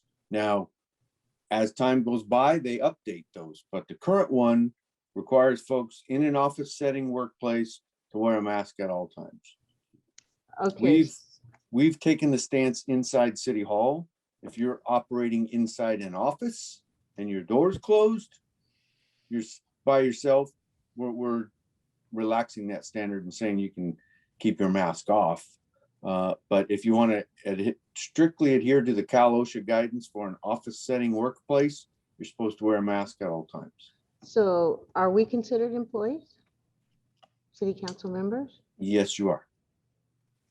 Okay. And the other thing I think about too is if masks are still required by the state, and again, I grant it, that could go on for years. And we've heard that rumor, saying that could go on for years. Do I want to sit here without a mask, in more or less in defiance while we are, the people coming in or our residents are required to wear a mask. I don't know that the visual is very good. And I don't, when I'm in public, I wear a mask. But I've had both vaccines. So clearly I can't spread the virus, and for all intents and purposes, I can't catch the virus, but still out of respect for other people, I wear the mask anyway. So we'd be kind of in the same boat then. If we're all considered employees and this is the workplace, then that tells me that if we want to comply, as we have been all along, with state guidelines, then we're required to wear a mask in the workplace, because, right? Yes. Yes. Strictly adhering to the Cal OSHA guidance, correct, yes. Okay. And then, Go ahead, Peter. I was just gonna say, I certainly agree with what Greg and Randy have said about wearing the mask, but I think one other issue, and with apologies to Randy, I don't want to jump ahead too far, but you really need to focus, and I'm going to pass the buck to Greg, on the technology, because you do have some limitations on your Zoom meeting, and you have some limitations on who might be comfortable on the dais and who might be comfortable in the office, and how you work in the members of the public to speak or members of the public to submit written comments. So again, I don't want to move ahead too far, but those are important factors as to when you can open up and how you open up. Well, I just go ahead and I'll tell you what I think as far as I want staff to feel safe. We have to consider staff, and we have to consider residents and their right to come and speak and feel comfortable speaking, and then accommodate anybody, like Jess said, that might have disabilities or be unable to provide a written public comment to be read. So everything, while it's not ideal, everything seems to be working right now. And we've got staff home, we've got staff in their offices. We're obviously here. So we have kind of all combinations of things right now as far as council members and staff are concerned. So I think we can accommodate that. And I would be willing to still give staff that choice based on what they feel comfortable with, especially since we're still required, we still have the mandates for masks and distancing. And I don't want staff to feel, I want them to feel safe at work. Madam Mayor, Yeah. Just to jump in here, speaking on behalf of the organization, since you're bringing up staff, we have been working diligently for 12 months inside this building, outside this building. We have spent hours discussing sort of the return to the workplace, just in terms of our reopening on Monday. I'm very confident in sort of the plans that we have put in place, the protocols, the policies, the guidelines to make it safe for our workforce, but also to make it safe for the public. Mm-hmm. And for us as staff, that day is Monday. However, we weren't comfortable making this decision for the city council this evening because it's your comfort. It's your level of comfort on what you want to see. So this is really, truly a discretionary council policy discussion that we're looking for feedback from staff's perspective. We're poised, we're ready to follow and support the city council, whatever you decide this evening. If it's opening, if it's hybrid, don't make the decision. I appreciate the staff concern. Trust me, I do. And I'm glad that's on everybody's mind. But we're going to be coming to work like we always have. We're going to be coming to support the city council meetings, albeit it could look a little differently, as Greg mentioned, but we have talked through those contingencies so staff will feel safe and they will feel comfortable supporting a professional open meeting when the council wants to open those meetings. So I just want to put that to bed. So Aaron, does that mean staff would not have the option, like at a meeting, how they're giving presentations or doing staff reports to remain in their offices? Yes, I mean, everything's on the table. We would envision, the council's the priority. So the council would be properly spaced out at the dais for purposes of a quality broadcast and a streaming media. I would likely have a seat there. Randy would have a seat there. Peter would likely have a seat there, and that would still provide the proper distancing. The balance of the staff and the commissions, they could either be in the audience or they could be in a conference center nearby, supporting the meeting and coming into the council chambers when needed. And we've done that in other buildings. We're perfectly comfortable doing that for a while. And frankly, the staff is going to give up seats in the chambers for members of the public. And I think that's what we're here talking about is a limited occupancy in the room. Staff will not take up that occupancy that the public could otherwise take. Okay, so then sit in the seats. Okay, in order to get closer to a consensus, let's do hypothetical. What if we go ahead and open as soon as possible? We're going to maintain social distancing. We will wear masks on the dais. Obviously, city staff will wear masks, and we'll all be social distancing. And then we open up the chamber for the general public, knowing that they have to wear masks and they have to maintain social distancing. So I'm looking down at my list of what everybody said. Zach, would you feel safe doing it that way, wearing your mask and distancing on the dais? Yeah, well, I think the thing is, is will everyone else? I guess that's the question, right? Because you see me, I wear a mask, I have one, and I wear it around City Hall when I'm here, right? Yeah.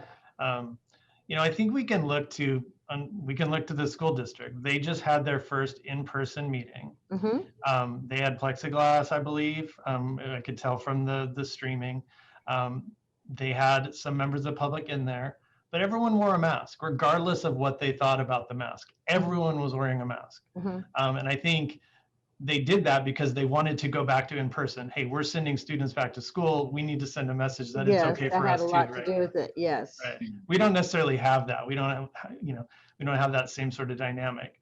The first question was when, and I just said when it's safe, and there are ways to make it safe. Right. Social distancing, mask, those are ways to make it safe. Okay. So that's what I was trying to gauge. I mean, is that, when you say ways to make it safe, so that you'd be comfortable with that. Stu, you don't want to sit necessarily and wear a mask. So would we do something that if you don't want to wear a mask, you could stay in your office upstairs? Well, I have a shield I could actually wear, if that's cool. Some people don't think the shield is protection. And so it's like, I'd be happy to wear the shield, but that I can only wear those blue masks over my face for short periods of time. They're hot, I'll tell you. Well, it's not hot. It's just that I'm claustrophobic. Okay. And so when I have something over my face and nose, I start to panic a little bit. So that's why I can wear a shield, because my nose kind of I can breathe. Yes. Yeah. Okay. So, and I'd be comfortable, either way. I don't like the masks. They're hot for me. And I also too, we have to be a little bit careful with audio and make sure we're enunciating so that you can, everybody can hear and understand. So, so Jess, I mean, if you have to wear a mask, would you stay in your office? I mean, if you could, you could. I'll do a shield with Stu. That's as far as I can go as well. Just oh, okay. So that's okay. All right. And then how about you, Matt? Well, not to put too fine a point on it, but I think there's plenty of, if we're going to do masks, do masks. Shields don't do anything. I mean, talk to any of the health experts or anybody who does anything with, infectious disease. Matt, it was going so well. I'm just saying, if we're having a conversation about it, the shields are a placebo that just sits there and does absolutely nothing. So, ask any medical professional and they'll tell you the same. So, so if we're going to have a standard, have the actual standard. But once you relax that standard, then it's a slippery slope to say there's no necessary, mask wearing in council chambers. So what we always did in the Edwards household with the children, if they would ask something, and I would say, okay, let's apply that to everyone in the room. So if we can wear shields, then we have to we have to say that counts for the public also. Mhm. But kinda, I mean, what's- It just voids the standard is what I'm saying. So if Yeah. there's a Cal OSHA standard that says, masks are, the mandate, then that doesn't follow the Cal OSHA standard, just plain and simple. well, then if they didn't want to wear the mask and it's not appropriate to wear the shield, they can still have the option. Anybody could have the option of staying in their office. Madam Mayor, if we would need to look into different technology or enhanced technology. Okay. Right now, our platform is an all or nothing, nearly all or nothing platform. So Right. we would need time to go ahead if you wanted to do some sort of a different technology or enhanced technology to look at folks still participating from their offices or virtually and on site. Oh, because Yeah. we're going to be televised also. Correct, Directly televised, direct feed. Right, Okay. so we would need that to go ahead and just have a minute to look into that. I'm Okay. sure IT You would. had to throw another component in, didn't you? And then I it is, believe, I know. Madam Mayor, it is 10 I p.m. need a motion to extend and let's go to 10:30 and see if we can get this wrapped up by 10:30. So moved. Madam Mayor, quick Motion. question. Can you have a second? Because we're going to Second. go over our time and we'll all evaporate if we don't do the thing. Okay, I got a motion in a second. Can we do you have to do a roll call vote? No. All in favor? Aye. Okay, so we're good. Go ahead, Jess. Peter, can you just go over some of the situations as far as with the ADA and what that looks as far as how those people can be helped?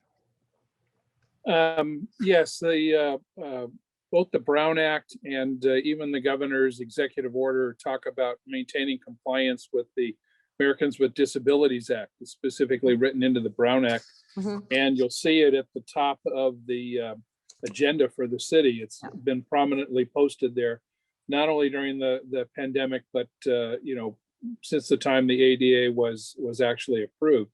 I think we turn to the county and look at, they have a requirement for masks. And, obviously a lot of people will say, I can't wear a mask, as we've heard tonight. And so there should be, we'll look to see the county's process for undertaking some process to accommodate that claim by somebody that they have a disability and can't wear the mask. And so that's something that we would be looking at and putting that kind of a procedure in place. Okay. But I suspect that accommodation is going to come with some type of special distancing, which adds some other wrinkles to the decision. Yeah. Madam Mayor, if I can also just add to Peter's comment, I do want to make it clear for the public that we accommodate under ADA even right now. Yes, we do. So over this last year, even with pandemic, there have been individuals who have said that they can't come in or they don't have access to email or whatever it is. So even when they contact us via phone, we transcribe their message. Oh, great. Okay. So yeah, so regardless, we are doing ADA compliance right now. Okay, so does that answer your issue, Jess? If they can call in and be transcribed? It's still that face-to-face. I mean, when I have a mom coming up to me, I'm gonna be totally honest, because I remember right at Christmas time, I had a mom who just a week before Christmas, single mom, lose her job. And when she sat there in front of me and cried her eyes out because she had no idea how she's gonna feed her child or be able to work again and within the circumstances, it has a different feeling when we're working with people rather and all the power to Randy. She reads those things and I tell her all the time she does an awesome job, but it's different when we're feeling and seeing emotion from somebody in comparison to having a screen and having something read. It's totally different experience. It is different. I agree. And then also, not just during public comments, but if we have anything else throughout the agenda where we can interact and speak with the people who have comments, maybe I might have a further question later on, something about, tonight. Maybe if a public comment comes in, now I can have a conversation with somebody to be able to understand where they're coming from and dig deeper as to why they're there rather than just to give a comment. Okay.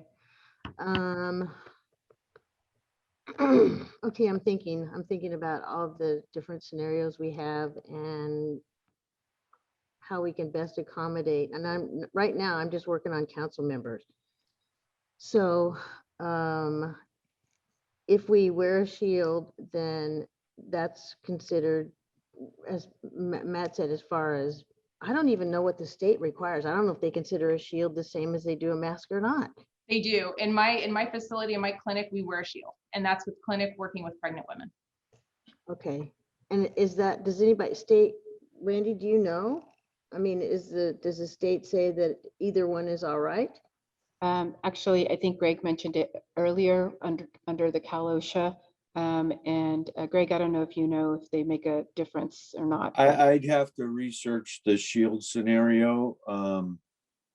They just call it a face covering in the Cal OSHA guidance, and I'm gonna have to pour through and see if I can get a definition of what that is. You need to know what covering means, because if it means they can't be open on the bottom, then that's gonna, defeat the shield. Well, and if The biggest thing is with the spittle. That's the problem. It's not so much within the air, and they're finding the deeper that they go into this, it's more that, Madam Mayor, if I'm standing next to you 3 feet and I sneeze on you, and I was an idiot and didn't cover my mouth, I tell you. But, having that distance, we're having, at least 10 feet between us, 8 to 10 feet of distance. I would hope that we all have the respect to cough in our sleeve, because I don't think anybody's going to cough in a mask where you would literally have to take it off and put on a new one, because that's what nurses do. Once they get wet or nasty, you have to take it off and put a new one on. And so for me, I'm saying we're distanced. I pull the shield down anyways, or a mask, to sneeze and hopefully respectable. I mean, what's kind of the difference in a sense, where it's about the spittle. And that's the biggest thing that they're finding, is that's what the face covering does, is it creates the fact that we're not spittling on each other and spitting on each other. So that's why they use that. I hear you. Okay, Matt. Well, so, I mean, not to get too into the science of respiratory protection, but I think the airlines, hospitals, businesses have definitions of what is appropriate for a face covering, right? So, so airlines, for instance, won't allow, bandanas. They have a whole list of things they do not allow, and they just flat out say, you shall not ride this aircraft if you don't have this particular device. We're happy to give you one, and that's it, right? There's no debate. So, hospitals, same thing, right? If you want to be admitted, if you want to visit, or whatever it is, you have to meet these standards. What I'd need to know, Peter or Greg or whomever, is, you mentioned the Cal OSHA standards and the definitions. What is the flexibility? Does the council create that? Because that's what I want to know too. I'm not disagreeing on the face shield thing. I'm just saying that, the traditional definition does not include face shields, and most organizations have excluded certain types. So does the Cal OSHA standard, can we get a little bit of clarification? Does that allow us to come up with a list of devices that we would say are acceptable? Or is it more prescriptive or restrictive based on the guidance that the state has provided? And I feel we should comply with whatever, it's not a law, but whatever the rule is, or the rule or the guideline is at the very least. So I guess we kind of have to know that in trying to accommodate council members and even any members of the public that would want to wear a shield rather than a full mask. Yeah, I think the guidance that Cal OSHA relies on, the guidance from the California Department of Public Health. And I believe they have a requirement for a cloth mask. I think Isaac, you're on from a risk perspective. Have you guys researched this at all? Yeah, we do. We do have research on the books for this, and the last time that we dealt with this, it was that Cal OSHA was relying on CDPH for a definition of a face covering, and it is a cloth face covering, and it needs to cover the nose and the mouth. Okay. And that's what I wanted to know. So it's my opinion that we have to, we have to follow that standard. So under those conditions, Jess, you would stay in your office, right? I guess I wouldn't have a choice, but my biggest thing is making sure that people get heard Yeah. That they're there to be able to be listened to by each council member. They are my priority no matter what. Okay, Matt? So in the spirit of trying to move through the questions, let me throw out the first meeting in April as our trigger for a first in-person meeting. I know we can't go with, I'm sorry, not first meeting in April, first meeting in May. We've already noticed the 13th. Yeah, it's too late for the reason April, I'm saying the first obviously. meeting in May is because at some point we're going to have a logistics conversation about technology here in just a moment. So Yes. let's get past the first question. I would say first meeting in May, that's our trigger for the first public hearing. Okay, and then through this discussion, we kind of know what some of the hurdles are that we're going to have to overcome, and technology is one of those. So let's set that as the yeah, can we maybe get the consensus on that to start with? So can we start with the first meeting in May, just for purposes of discussion, so that then staff will know what direction to go as far as seeing what is acceptable and what isn't acceptable by the state, and get the definitions. And then the other hurdle we're going to have to work through is the technology. So we can, if we say yes for May, and I'm seeing everybody nod, so that at least we can start someplace. So that's good. So Randy, is the second issue technology? Yeah, so we are taking at this point for question number 1, general direction, when would the city council like to begin conducting in-person meetings again? The first meeting in May is what we are looking at. All right, so we're, if we could get the slides back up. Thank you, Jonathan and Chris. We now move on to question number 2. As mentioned under the previous item, in-person council meetings, whether partial or full, would require implementation of public health measures to mitigate for gathering prohibitions under state and county public health orders. The number of staff, amount of equipment, space accessibility that is needed to implement the measures varies dependent upon whether the opening is partial meaning just with council and staff, or full, meaning council, staff, and public. For example, with a partial opening, less space is needed as council may be socially distanced on the dais and staff may be socially distanced in the general seats of the chamber or in adjacent rooms. Public health measures are already administratively required for all employees on site, as Greg mentioned earlier. With a full opening to in-person meetings, there may be additional needs for space in the conference center, PPP availability for the public, temperature check equipment near entrances that will require additional on-site staff before, during, and after the meetings are conducted. So at this point, we want to go ahead and stop. And if we could move on to the next slide. There we go. We want to go ahead and stop and ask council for direction on question number 2 only. That question is when we come back in theoretical for use of as an example only, let's say that first meeting in May, would the council prefer a partial opening with only council and staff in the chambers, or a full opening with the public in the chambers as well? And if you only want to try a partial opening for your first in-person, when then would you like to do the full opening and bring the public back in as well? Okay. So we're not discussing too much right now the public health measures to use and the enforcement or the public comments or the commission meetings. It's really about, okay, when you come back at the first meeting in May, do you want to go partial, test it out, or do you want to go full-blown public on site as well? Okay, so and are we ruling out people in their office and people outside there? Are we ruling out the combination of virtual with? Yes, right now we will go ahead and look into technology options, but right now we are dealing with what we have available right now. Okay, so then what's the consensus? We can have partial, and partial to me means we'll be distanced at the dais. And so really it's a matter of, will we have people in the chamber or not? Madam Mayor, I believe Mr. Butler has a comment too. Oh, great. Yeah, I just wanted to clarify for you on the technology issue. As Randy said at the outset, we're on a basically all or none setup, because there would be delay between those those are live and those that are remote. And there's, I don't know what it is, but it fluctuates during the broadcast. So there will be confusion on the end viewers' quality of what they're seeing. Have you ever heard the Pledge of Allegiance when everybody in a Zoom meeting tries to say the Pledge of Allegiance? That's what you're talking about. It's like a train wreck because the delays are all different. Yeah.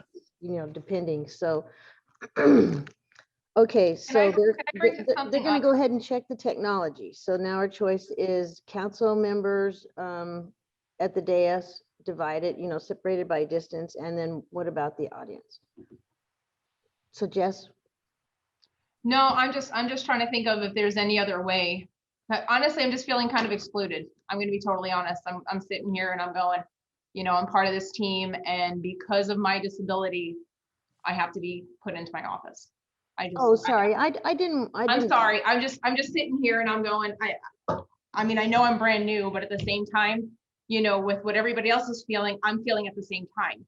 And, you know, I didn't want to make you feel like we're booting you out. No, but I mean, I know it's not intentional, but it's almost that, you know, I can't help that I can't wear a mask. I can't. You know, I got elected here for a reason, and now all of a sudden I'm just like, okay, go in the office and stay in the office. You don't get to listen to the public comments. And then now I feel like I'm creating a disturbance for everybody because of my issue, because of my situation or Stu's situation. Well, so Matt, I mean, I think both Zach, I haven't spoken on my position personally on whether I would be at the dais or not wearing a mask or not. You know, that's, I mean, whether it's, you know, a medical issue or not, we haven't even had those conversations. So, I mean, you know, you know, we're not trying to exclude anybody. I may make, just for my own personal choices, the decision that says, you know, I may not want to be in the council chambers, and I may not want to wear a mask, you know, or maybe I will wear, you know, I haven't made that decision myself either, because there's still a comfort level with all of this that we have to iron out. There's a lot of uncertainties. So you're not excluded from the council chambers, because I don't think any of us are confident we're even going to be in the council chambers. Not yet. So, anyway. you know, we haven't even made that decision yet. So, you know, there's no exclusion happening, because we haven't, all we've done is we've said there's a meeting that's going to happen in May. That's all we've said so far. No, and when I talked about offices too, Jess, I didn't assume that you'd be the only one. I thought that other people might stay in their offices as well. So really, it sounds like we'd almost be back where we're at, because I don't know how city council Schwank would be. I know, obviously, Matt, I know we're still trying to figure that out with you. Stu says you're next door to me. You're hanging out there too, and you know, Mayor Edwards, you're there by yourself again. I'm here no matter what. Yeah, either way, you know. I know. Well, let me say this: if it's a thing that we're feeling uncomfortable, can we put up partitions like everybody else has done? I mean, I think City Council member Schwank had talked about it over at the school board. I know Marietta is doing it. So what about that extra protection for the PPP? And we're able to at least have some, you know, camaraderie on that, to where we have extra protection for people like Stu and I who can't be down there. So are the petitions acceptable in lieu of masks? Is anything acceptable in lieu of masks? It didn't sound like it, Greg, at this point. It sounded like masks were. I'm continuing to research as we speak. Okay, thank you. Well, let's go with the last thing that you said. And you said I agree with Greg. I think those are some issues that Greg and Randy and I and Isaac are going to need to spend some time with, is exactly what does Cal OSHA require? And how do you handle the mix of Cal OSHA and ADA for people who can't wear, you know, a tight cloth mask? Right. I mean, that's something we need to look at. Right. And I'm assuming, perhaps incorrectly, that somewhere along the line, Cal OSHA has addressed that. Cal OSHA And, has you know, addressed it's that.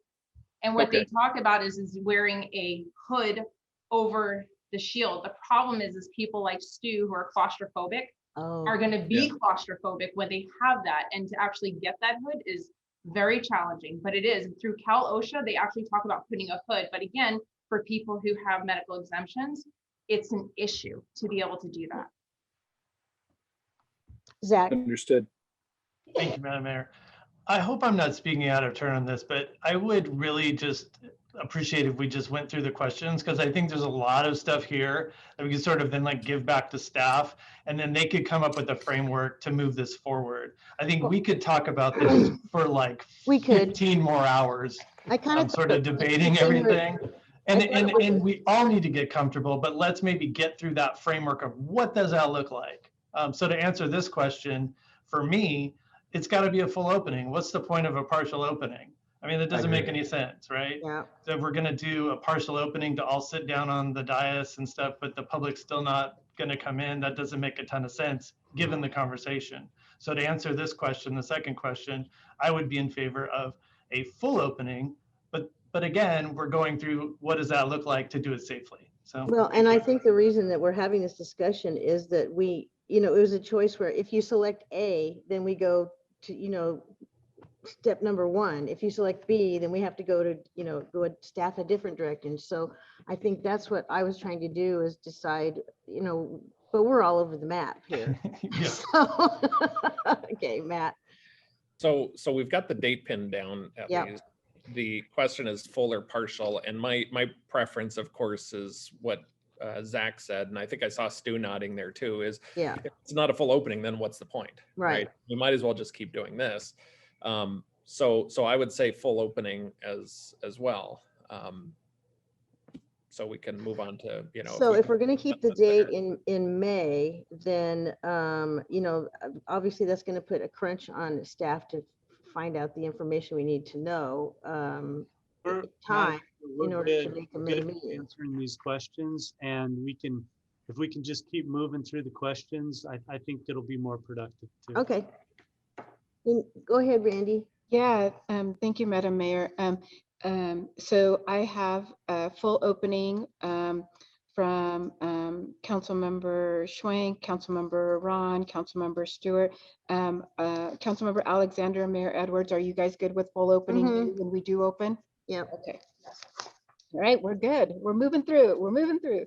Okay, so now with question number 3, best practices utilized by the public and private sectors and recommended by the Centers for Disease Control and Prevention, CDC, to mitigate virus spread include the following: get vaccinated, wear a mask, socially distance, avoid crowds, poorly ventilated spaces, wash your hands, cover coughs and sneezes, clean and disinfect, and monitor your daily health. It is important to note that these measures are guidelines and recommendations to slow community spread of the disease.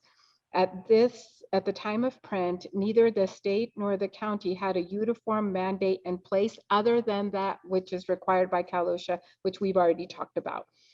Also, mandates for public and private sector employers and businesses are commonplace. As an example, you've seen many local governments administratively require public health measures, as do many restaurants and retail stores and such.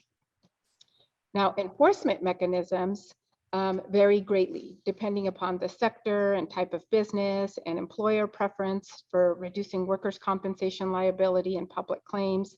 And I'll actually really quickly on the workers' compensation liability, I'll go ahead and ask Greg to just share a quick comment on that one. Yeah, thanks, Randy.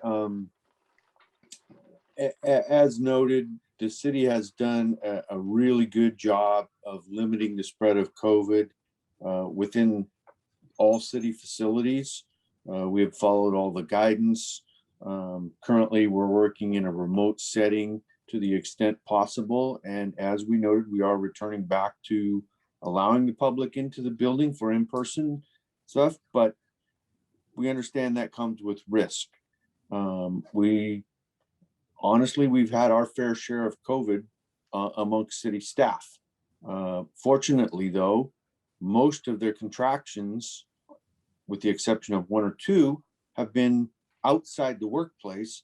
So there is no workplace workers' compensation exposure to us. As we introduce more engagement or interaction with city staff and the public, that risk will go up.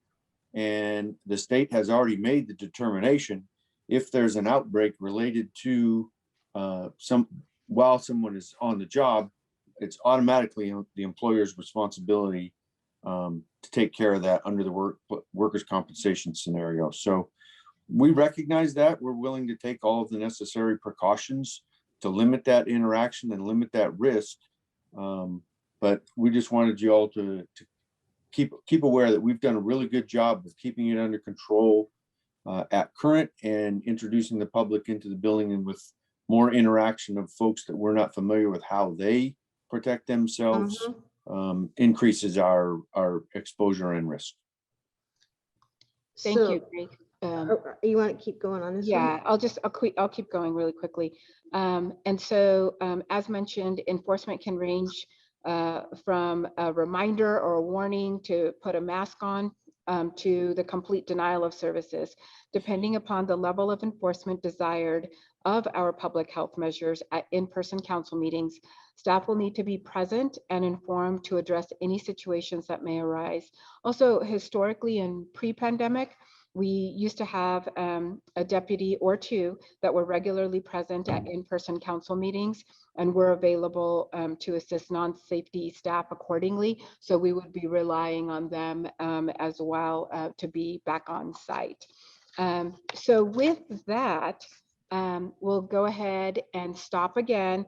And at this time, we've now determined that the council collectively would like to open at the first meeting in May. We've determined that they would like to do a full opening. At this point, we are asking you, which of those health and safety protocols mentioned would you like to have in place? And what level of enforcement would you like to have in place for those measures? Okay, so we have to establish the measures first and then the levels of enforcement, because the levels of enforcement depend on the measures that we select. See, that's what I was trying to tell you before. Okay, so can we see the list of different levels of enforcement, assuming that we're going to be in person in May? Because that's the only way that discussion even makes any sense. So if we can put slide number 10 back up. Awesome, thank you. So again, get vaccinated, wear a mask, stay 6 feet away from one another, socially distance, avoid crowds, poorly ventilated spaces, wash your hands, cover coughs and sneezes, clean and disinfect, and monitor your health daily. The primary ones are socially distance, and wear a mask, temperature checks, and then obviously disinfecting.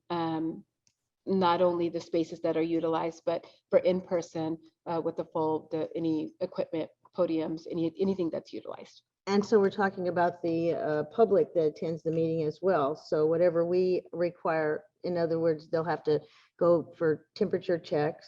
Correct. We do that right now. So right now the employees wear a mask, they socially distance, they have a daily temperature check. We actually have a nice little stand outside that does it automatically. And then those are the main ones. And then we disinfect. So if we have a meeting, we have to disinfect the space. If we we disinfect our workspaces, all of that. So those are kind of the big ticket ones. And some of those things are there just because it has to be things that are done.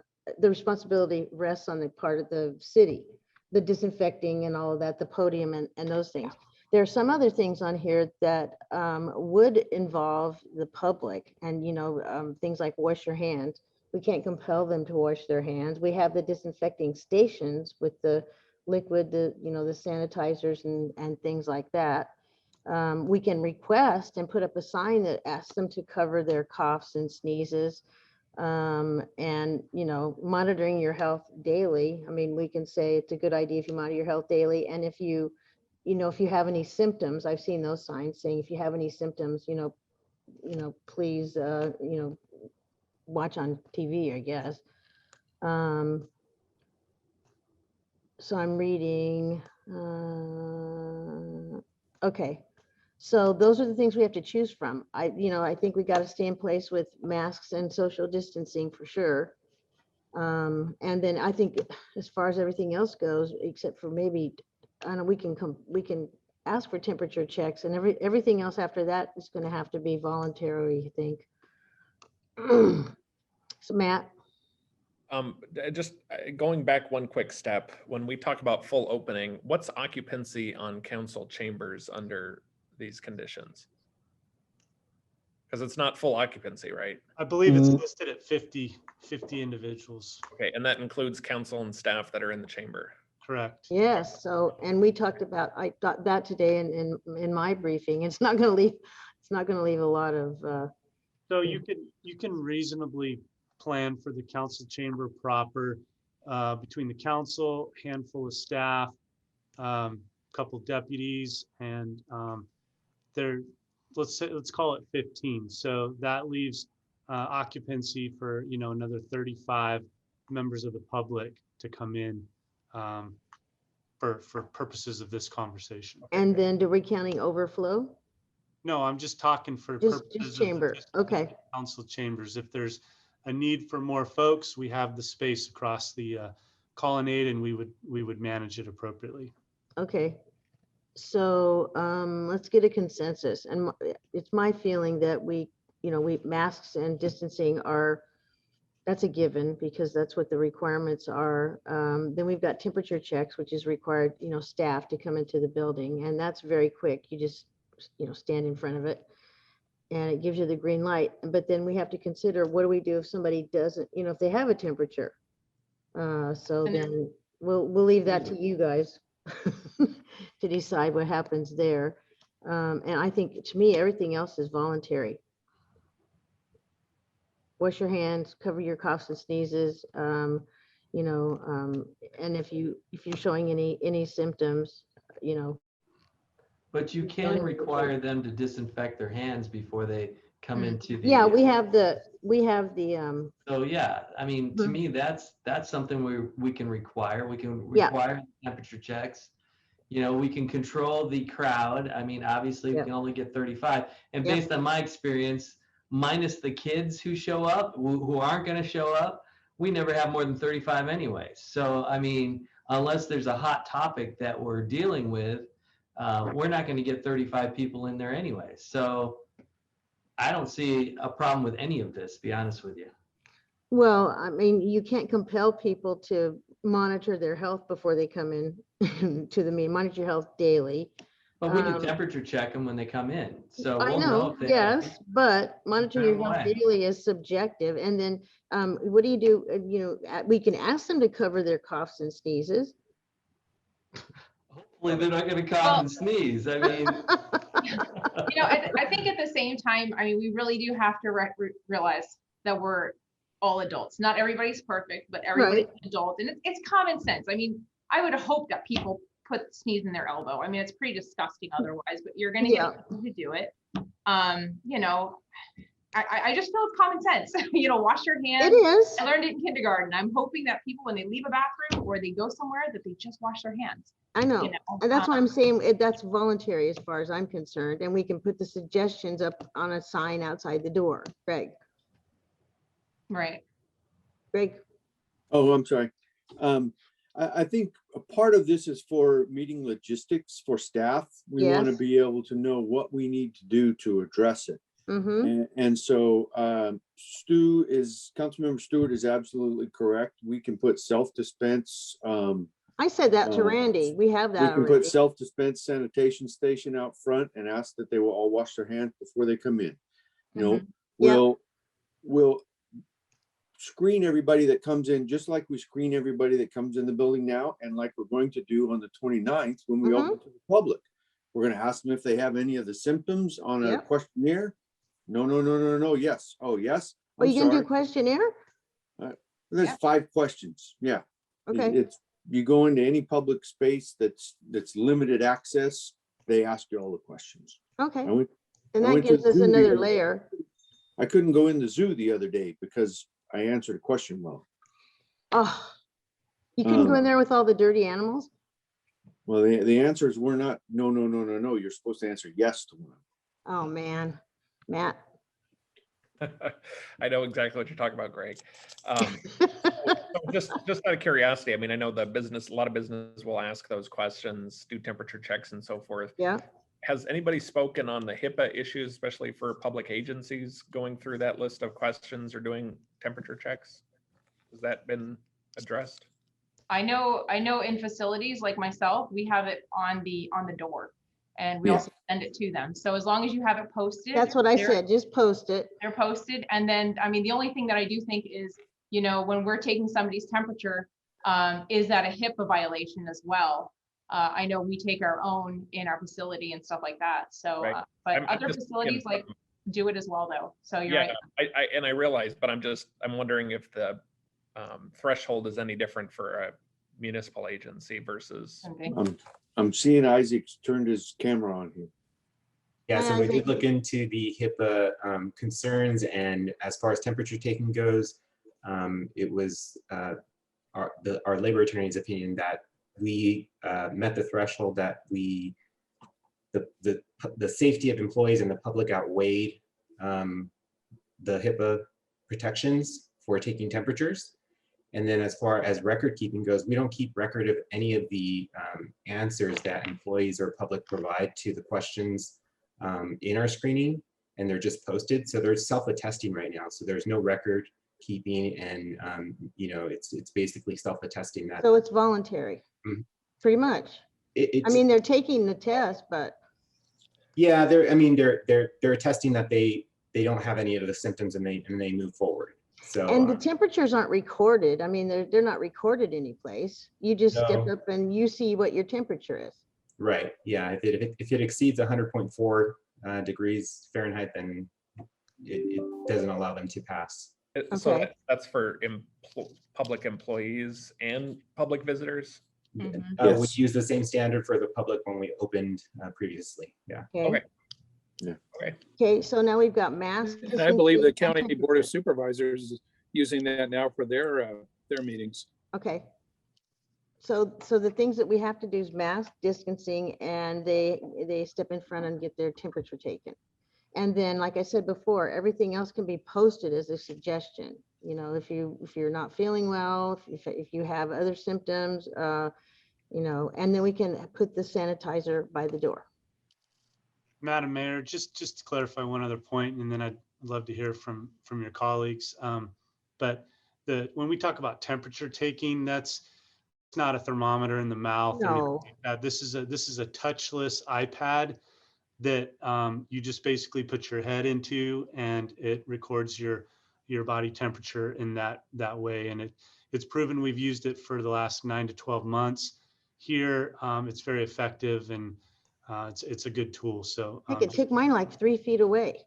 Just to be clear. 3 feet, 4 feet away. So yeah. Okay, Zach. Yeah, thank you. So these are best practices for a reason. And I think, we follow those.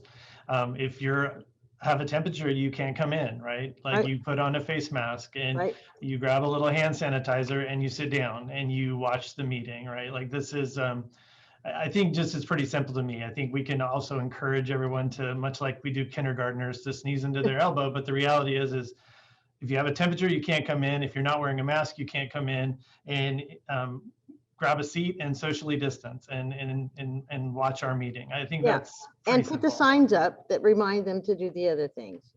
Exactly. Yeah, I think so too. So are we good, Randy? Mask temperatures, social distancing, and then sanitizer at the door. Yes, so we can put up some health-related signs. We Mhm. can require masks, require social distancing, require temperature checks, put out the sanitation.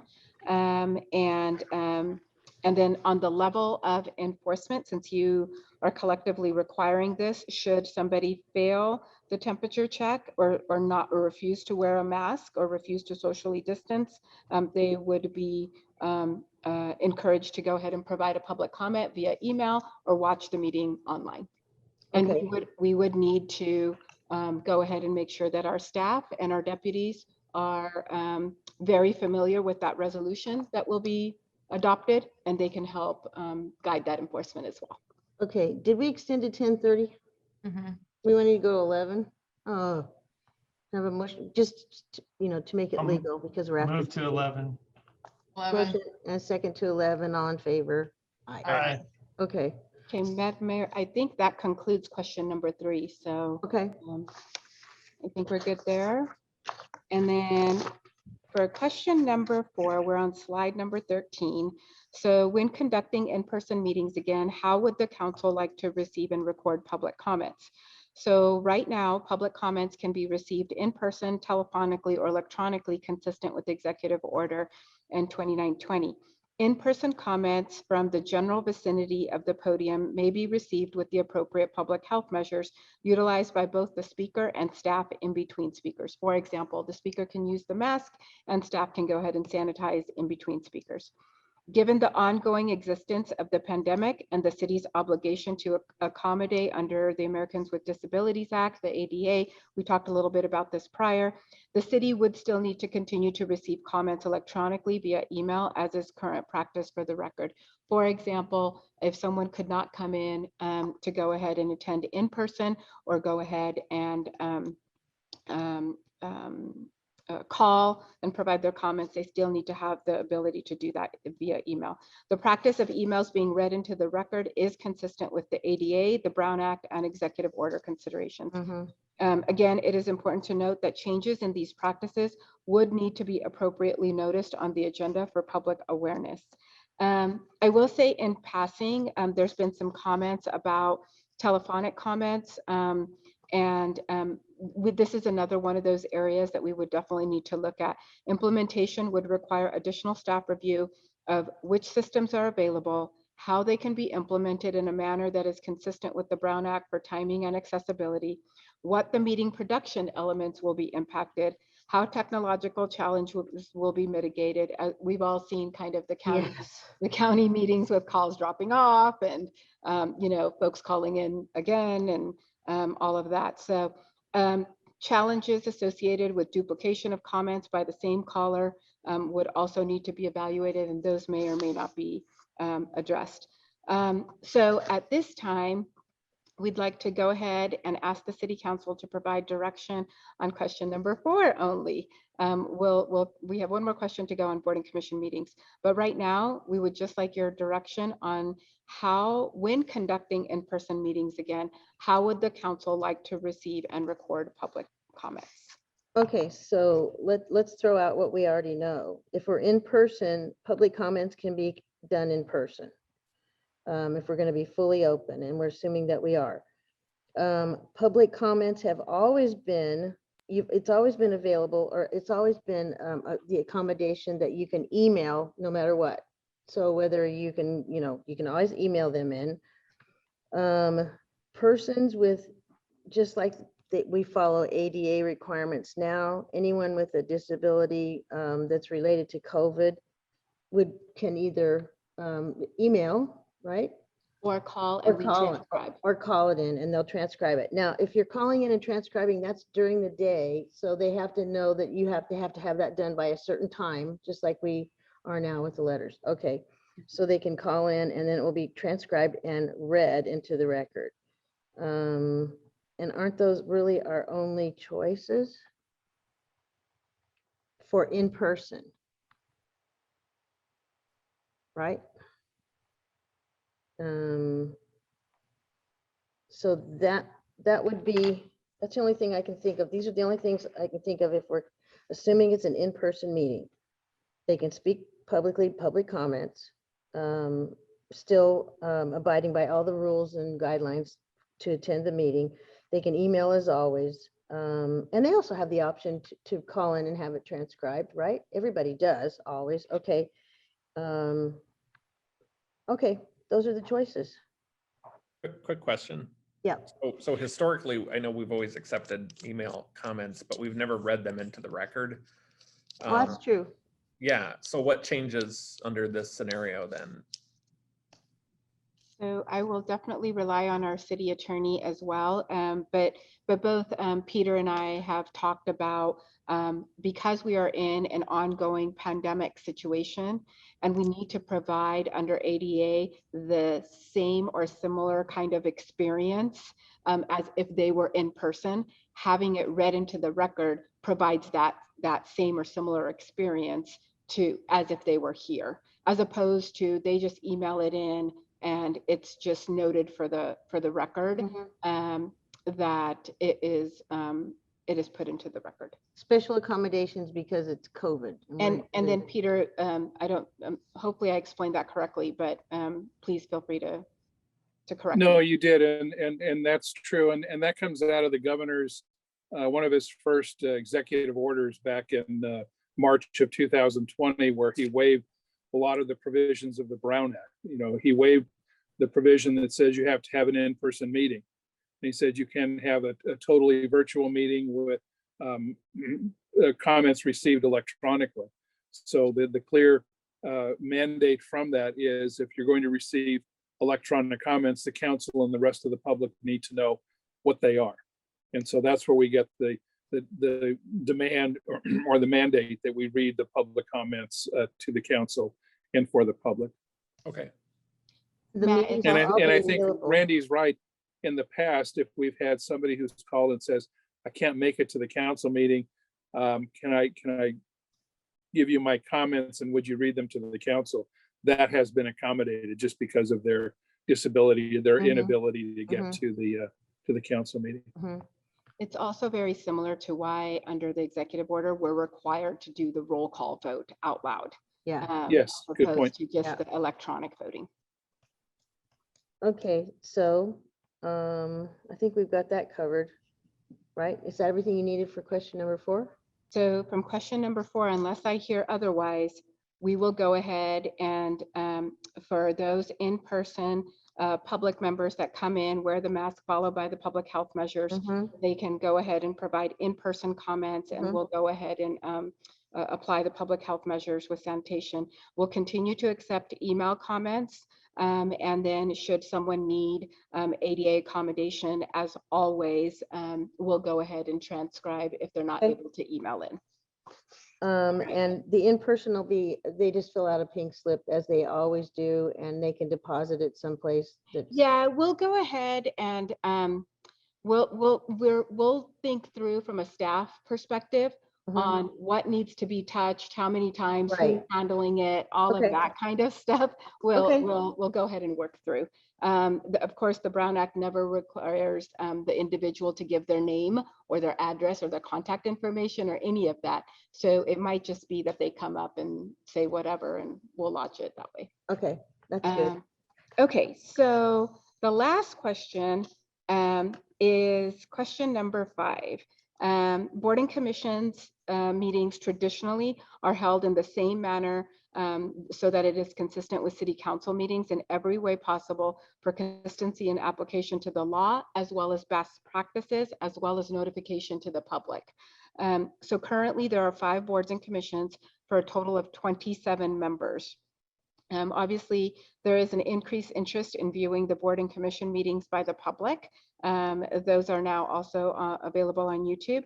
If the city council chooses to change the manner in which it holds its own meetings, those changes would be made applicable by default to all of the board and commission meetings as well, unless the council indicates otherwise. So we just wanted to put that out there for the city council. So at this time, we'd like to go ahead and ask that you give us direction as to when would the boards and commissions in-person meetings begin again, in light of the fact that yours may be beginning at the first meeting in May.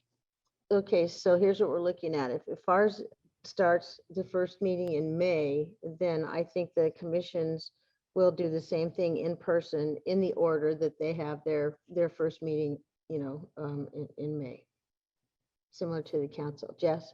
The only question that is for the people who, and I know we have an older population on some of those commissions. So would that be still mandatory, or is that still something that I know Greg said he might take a look at and see if we can have them zoom in on that? Is that still up on the table for them who might have? We would have the same technology challenges for the Yeah. board and commission meetings Yeah. as we would for the city council. So they're gonna look into that and we'll know after they check and see what our restrictions are on as far as the technology goes. All right, thank you. So my recommendation is that we consider them just the same as the city council with their, starting in May, with their meetings in May. All right. Matt, I can barely see your hand because your name is in the way, sorry. So. Personally, I would be uncomfortable making a decision for the boards and commissions. I think that's up to them to make that choice themselves. I think the option should be available, but if, the consensus of board or commission says, hey, we'd prefer to keep doing things virtually if we can. Just my own personal opinion, we make our decisions, but I think they make their own as well. And we just provide it as an option. I don't know. What's everybody think? Allows. I don't know who that was. So Zach? Yeah, I mean, I don't know if, I guess we went back to that slide. Is that even an option, given? No. So that's sort of, struggle with that, right? Yeah. But then Councilmember Alexander brings up a good point, right? So we're talking about an older set of people in some of these roles. You could almost expand that to the public, right? So are we sort of like saying, well, we don't want old people to come to City Hall because And thank you for not including me. No, not you. I'm not talking about you, of course. But it's just sort of this thing. I think this is a huge can of worms, and it's a very look, we've been doing this for over a year, and yeah, it's old, and we're all done with it. And the reality is we're getting so close to the end of this. Where I think we can sort of push through and just finish this thing off, and everybody get vaccinated and everyone wear a mask for the next few months. And it's not going to go on for years. I mean, historically, pandemics don't last for years. They last for a little time, and then we move on. So I think it's just too confusing to Matt, to let the commissions decide, and staff's going to be dealing with a virtual one here, and then maybe somebody else would want, I don't know, a hybrid combination. We've always, commissions have always duplicated the council in the format of their meetings, and commissioners decide on their own whether, they can continue to serve that way. Now, the commissioners, they're going to check the technology to see what we can do. So if they'll be able to, participate virtually, then that will probably help solve that problem. So, Stu, are you waving at me? Yes. Your name is in the way too. So, right. Yeah. So, as far as the boards and commissions, I think there's a lot of logistical challenges, even for the city council. And if we're able to work out our logistical challenges, I think the boards and commissions will be fine too. Yeah, I do too. So I think it's really up to staff at this point to kind of run with this, see what kind of things can be done to make it possible. I mean, that's the bottom line is, we, like Zach or Matt was saying, we could talk about this for days, but in the end, it's really just a matter of what can staff do legally, so we're not challenged, so we're not in some sort of a HR nightmare to get this thing figured out. So I say let's let them do their job and figure out what we can do, and in the end, it'll be the same for all the boards and commissions too. So yeah, and I say, yeah, they should be duplicating us. Whatever we're doing, I think they should be able to do also. So and by then the logistical things will just work its way out at that point. Right. So Matt.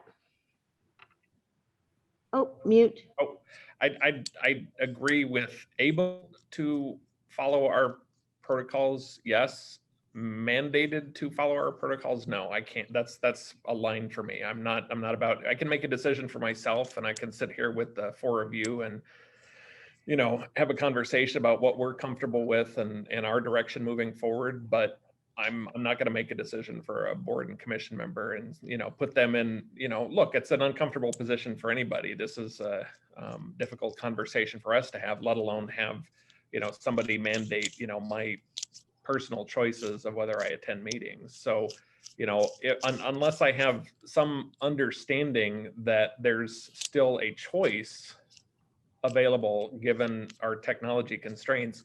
So let's say, you know, I make the choice and I say, no, you know, you guys can do what you want to do. You can go to the dais, you can sit there and wear masks, not wear masks, whatever. I'm still comfortable in this period of time sitting in an office or whatever that space may be.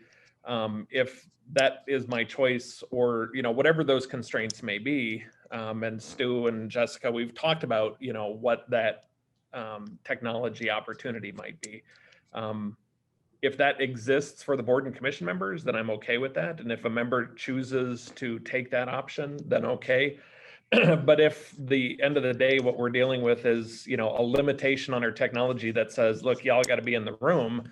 And if that makes a member for any reason uncomfortable, I just can't vote on that. Okay, so what you're saying is if we can't accommodate them, okay, in the way that they feel like they need to be accommodated, then. Yeah. Okay, and the question is, are they going to mirror what the council does? Right. That's really the question. Okay, so let's go ahead and move forward and see what the technology will allow. That may solve the question. That may solve the issue. So, Madam Mayor, just if I heard correctly,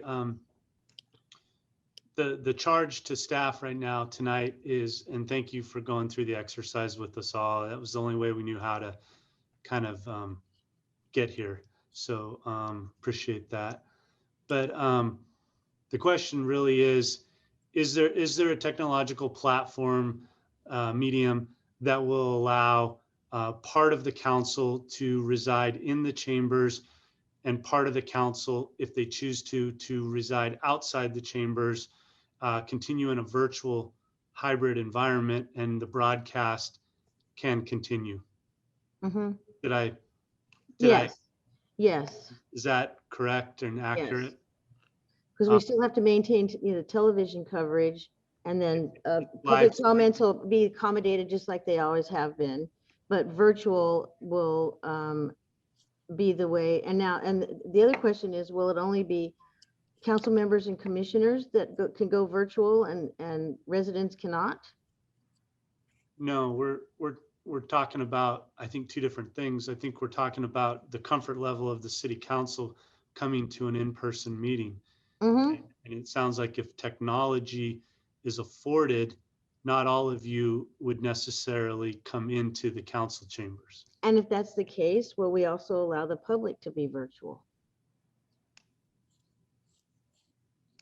There was one thing that, because that was one of the things I brought up about 2 months ago when we first started. And to my understanding, people were afraid of what people could do. Porn stuff. I'm just going to say it, you know, if somebody does something, you know, that's not what they should be doing or exposing themselves, then that might become an issue, which I can understand. Well, I mean, they could log on and see the meeting virtually, but I think as far as public comments and that, they would still have to do one of the protocols we talked about, you know, in person. Of course, that wouldn't, they have to email or call and have it transcribed and read into the record. Right. If they're going to participate. So that's just the way that they're doing it now. They're watching virtually through Zoom or however we're doing it. And then they're submitting their comments via email or by transcription. And by the same token, couldn't they they could just watch the stream also? Yeah, Madam Mayor, if I could, Michael's popped on the screen. The difference between the council meetings and the commission meetings are, the council meetings were live televised. Yep. Even prior to COVID. And then when we went into the virtual setting, we shifted to a Zoom environment where you could participate via Zoom in the webinar and watch that way. The commissions were never televised. And so when we curtailed live meetings for commissions, we shifted them to a Zoom meeting, which afforded them the ability then to have public participation via a Zoom webinar. The rub lies in the all or none thing again. Yeah. It's challenging to have more than one or two of you in a room with amplified speakers, and also a virtual setting due to the reverb that we get and things like that. You experienced it at the very beginning of this meeting today. Michael, correct me if I'm speaking out of turn. No, absolutely, Greg. If we were to entertain a hybrid model, we would be running the meeting in the chambers on the chambers AV equipment while also allowing a Zoom participant. The concern there is that all the council members would not be able to see each other as you are able to in a Zoom meeting, or you are all able to see each other at the chambers, you know, when you're sitting at the dais. So there would be even more disconnect for collaboration and communication. You know, when you try to raise your hands, you know, the remote participants would only be allowed to come on the screen when they're speaking, just because of the mix of equipment.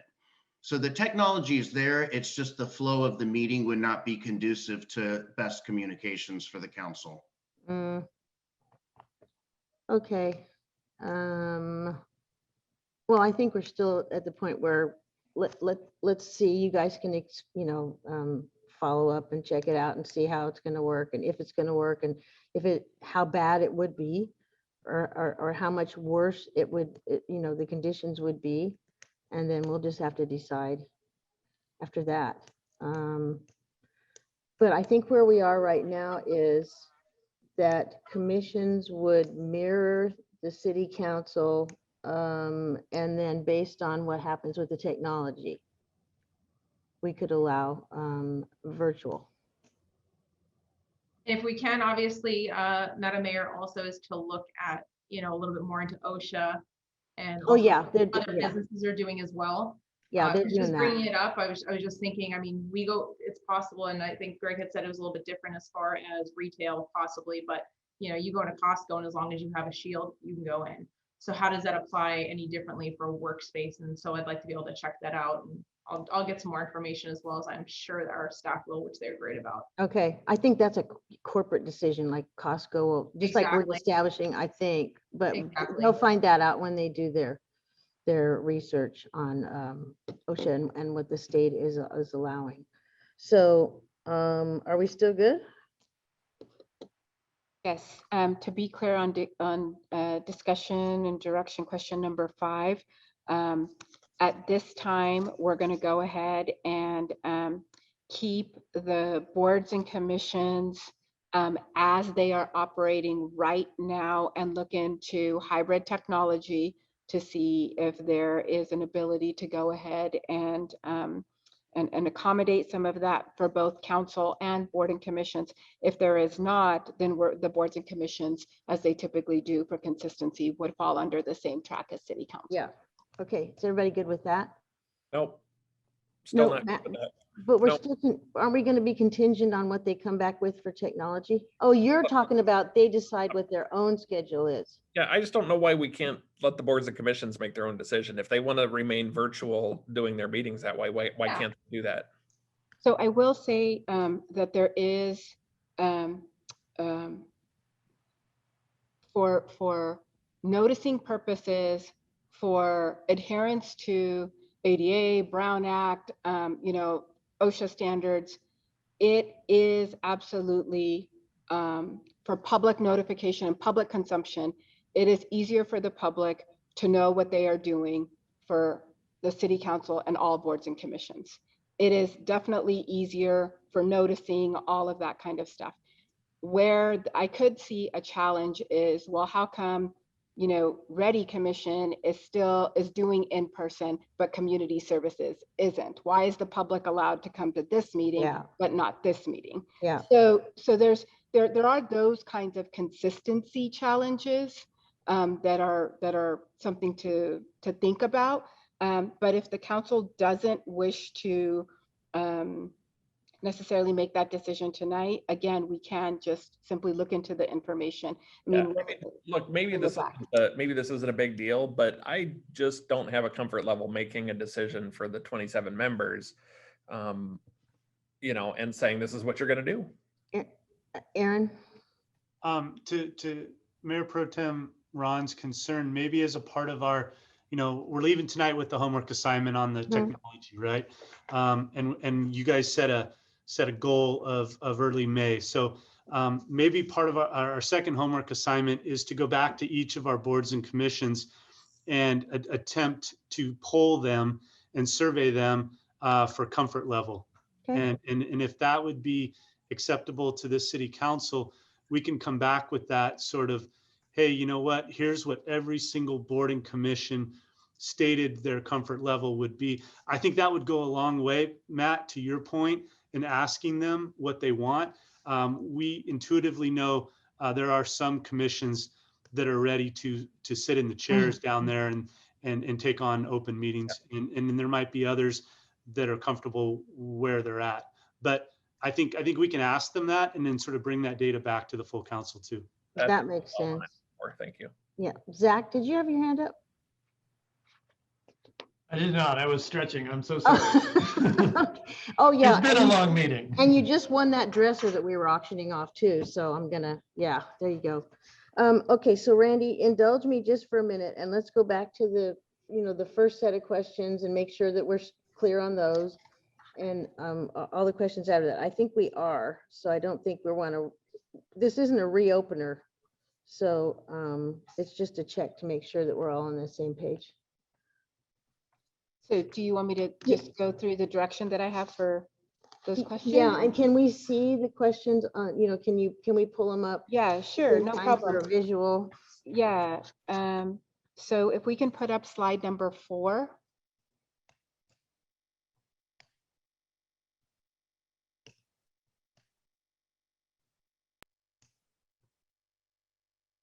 All right, so there is slide number 4. I think we're good with that because that's May. Yeah, so for question number 1, when would the city council like to begin conducting in-person meetings again? We'll be shooting for the first meeting in May. When conducting in-person meetings again, would the council prefer a partial or full reopening? We will be looking at a full reopening. Yep. When conducting those meetings, which health and safety protocols would the council like to have in place? We will be going ahead and putting up the necessary signs. We will also be requiring masks, social distancing, and temperature checks, along with having some sanitation stations. Right. From an enforcement mechanism, if someone is not willing to do those particular items, they will be encouraged to go ahead and watch the meeting online and/or send in an email for public reading. With respect to receiving the public comments, question number 4, we will continue to do emails and read them into the record, and then we will go ahead and do in-person comments as well, and have the health measures in place in between. And then the last one, with the boards and commissions, we'll go ahead and ask them. Poll our board and commission members, and we'll also look into the technology for hybrid, and then we'll go ahead and bring that information back to city council. And it may be that some of those commissions have split votes as well, so you guys might need to make that decision later on based on that as well. Okay, well, let's do this and then hope that they don't. Yeah, so with that, Madam Mayor, those were all the questions. We really appreciate it. As mentioned, at the next meeting, we will be bringing back a resolution that codifies your general direction from tonight, and asking you to vote on that at the April 13th meeting. And unless you have other direction comments, that concludes this item. Okay, so, That had something and then I had something too. oh, okay, go ahead. Go ahead, Matt. Well, I just wanted to just emphasize I think an important take home here is with a lot of the things we do in the city, we strive for, I think there's going to be an inherent flexibility in how we approach this situation. But embedded in all of that is the importance of inclusiveness, Yes. right? Whether it's for the council, whether it's for commissioners, or whether it's for, the public, that inclusiveness is a very high bar that we need to try and figure out and navigate effectively. And that, for me is, paramount, right? It's as important as the public safety aspect of it. So, so I don't know what that means, and I'm looking forward to seeing how you guys navigate that from a staff perspective. I'm sure we can find the right approach for all of this, but that's just wanted to say, just sort of my perspective. Those are the two paramount issues that I think we're No, I agree. And then the public's ability to be able to participate in one way or another, to make sure that we hear that they are heard, that we hear the public. But yes, I actually agree with you, Matt. So. And then the last thing, and then just Madam City Clerk, were we gonna also add, and we talked about adding the partitions in there, that was something else we were gonna look at for more safety for everybody. And if we do, would it be in lieu of wearing the mask? But I think we solved that. So masks are required no matter what. Well, that's what we're trying to figure out. Yeah. Right. As of right now, masks are required, and we're moving forward under that. Trying to figure out the definition of what mask means. No, correct. We're yeah, going to be researching. We're going to be researching the Cal OSHA requirements for the particular setting that we operate in. As time passes, they change. Right. Yeah. Does it help, Greg? Because my understanding is all the air that is brought into the chamber is from outside the building. That is correct. We do have one of the higher end ventilation systems. There's no recirculated air in City Hall. So it's all outside air pushed in, and the inside air is exhausted out. Good. And in case of emergency, a mask will drop down out of the ceiling. You pull that, put it over your mouth, face first before you help your next door neighbor. I mean, I'm just saying, I think the ventilation thing, it might be a nice idea to have some of that information publicly. If we're going to post signs, yeah, we can include that as well. I think that's an important distinction for that room. Yeah, it might make people more comfortable. Right. Knowing that. Okay, are you okay, Randy? Yep. All right then. I am turning the page, the last page. Mr. City Manager, do you have anything for us this evening? Nothing more. Okay, Peter. Yes, I have some slides. I'd like to do a lengthy report on new Yeah, thank legislation. you. No, next. No, I don't have anything. Don't worry. All right, then, with consensus, we will adjourn this meeting to the meeting of April 13th. Yeah, gosh, that seems like such a long time away, and it isn't. And thank you, gentlemen. It was a difficult but very good discussion.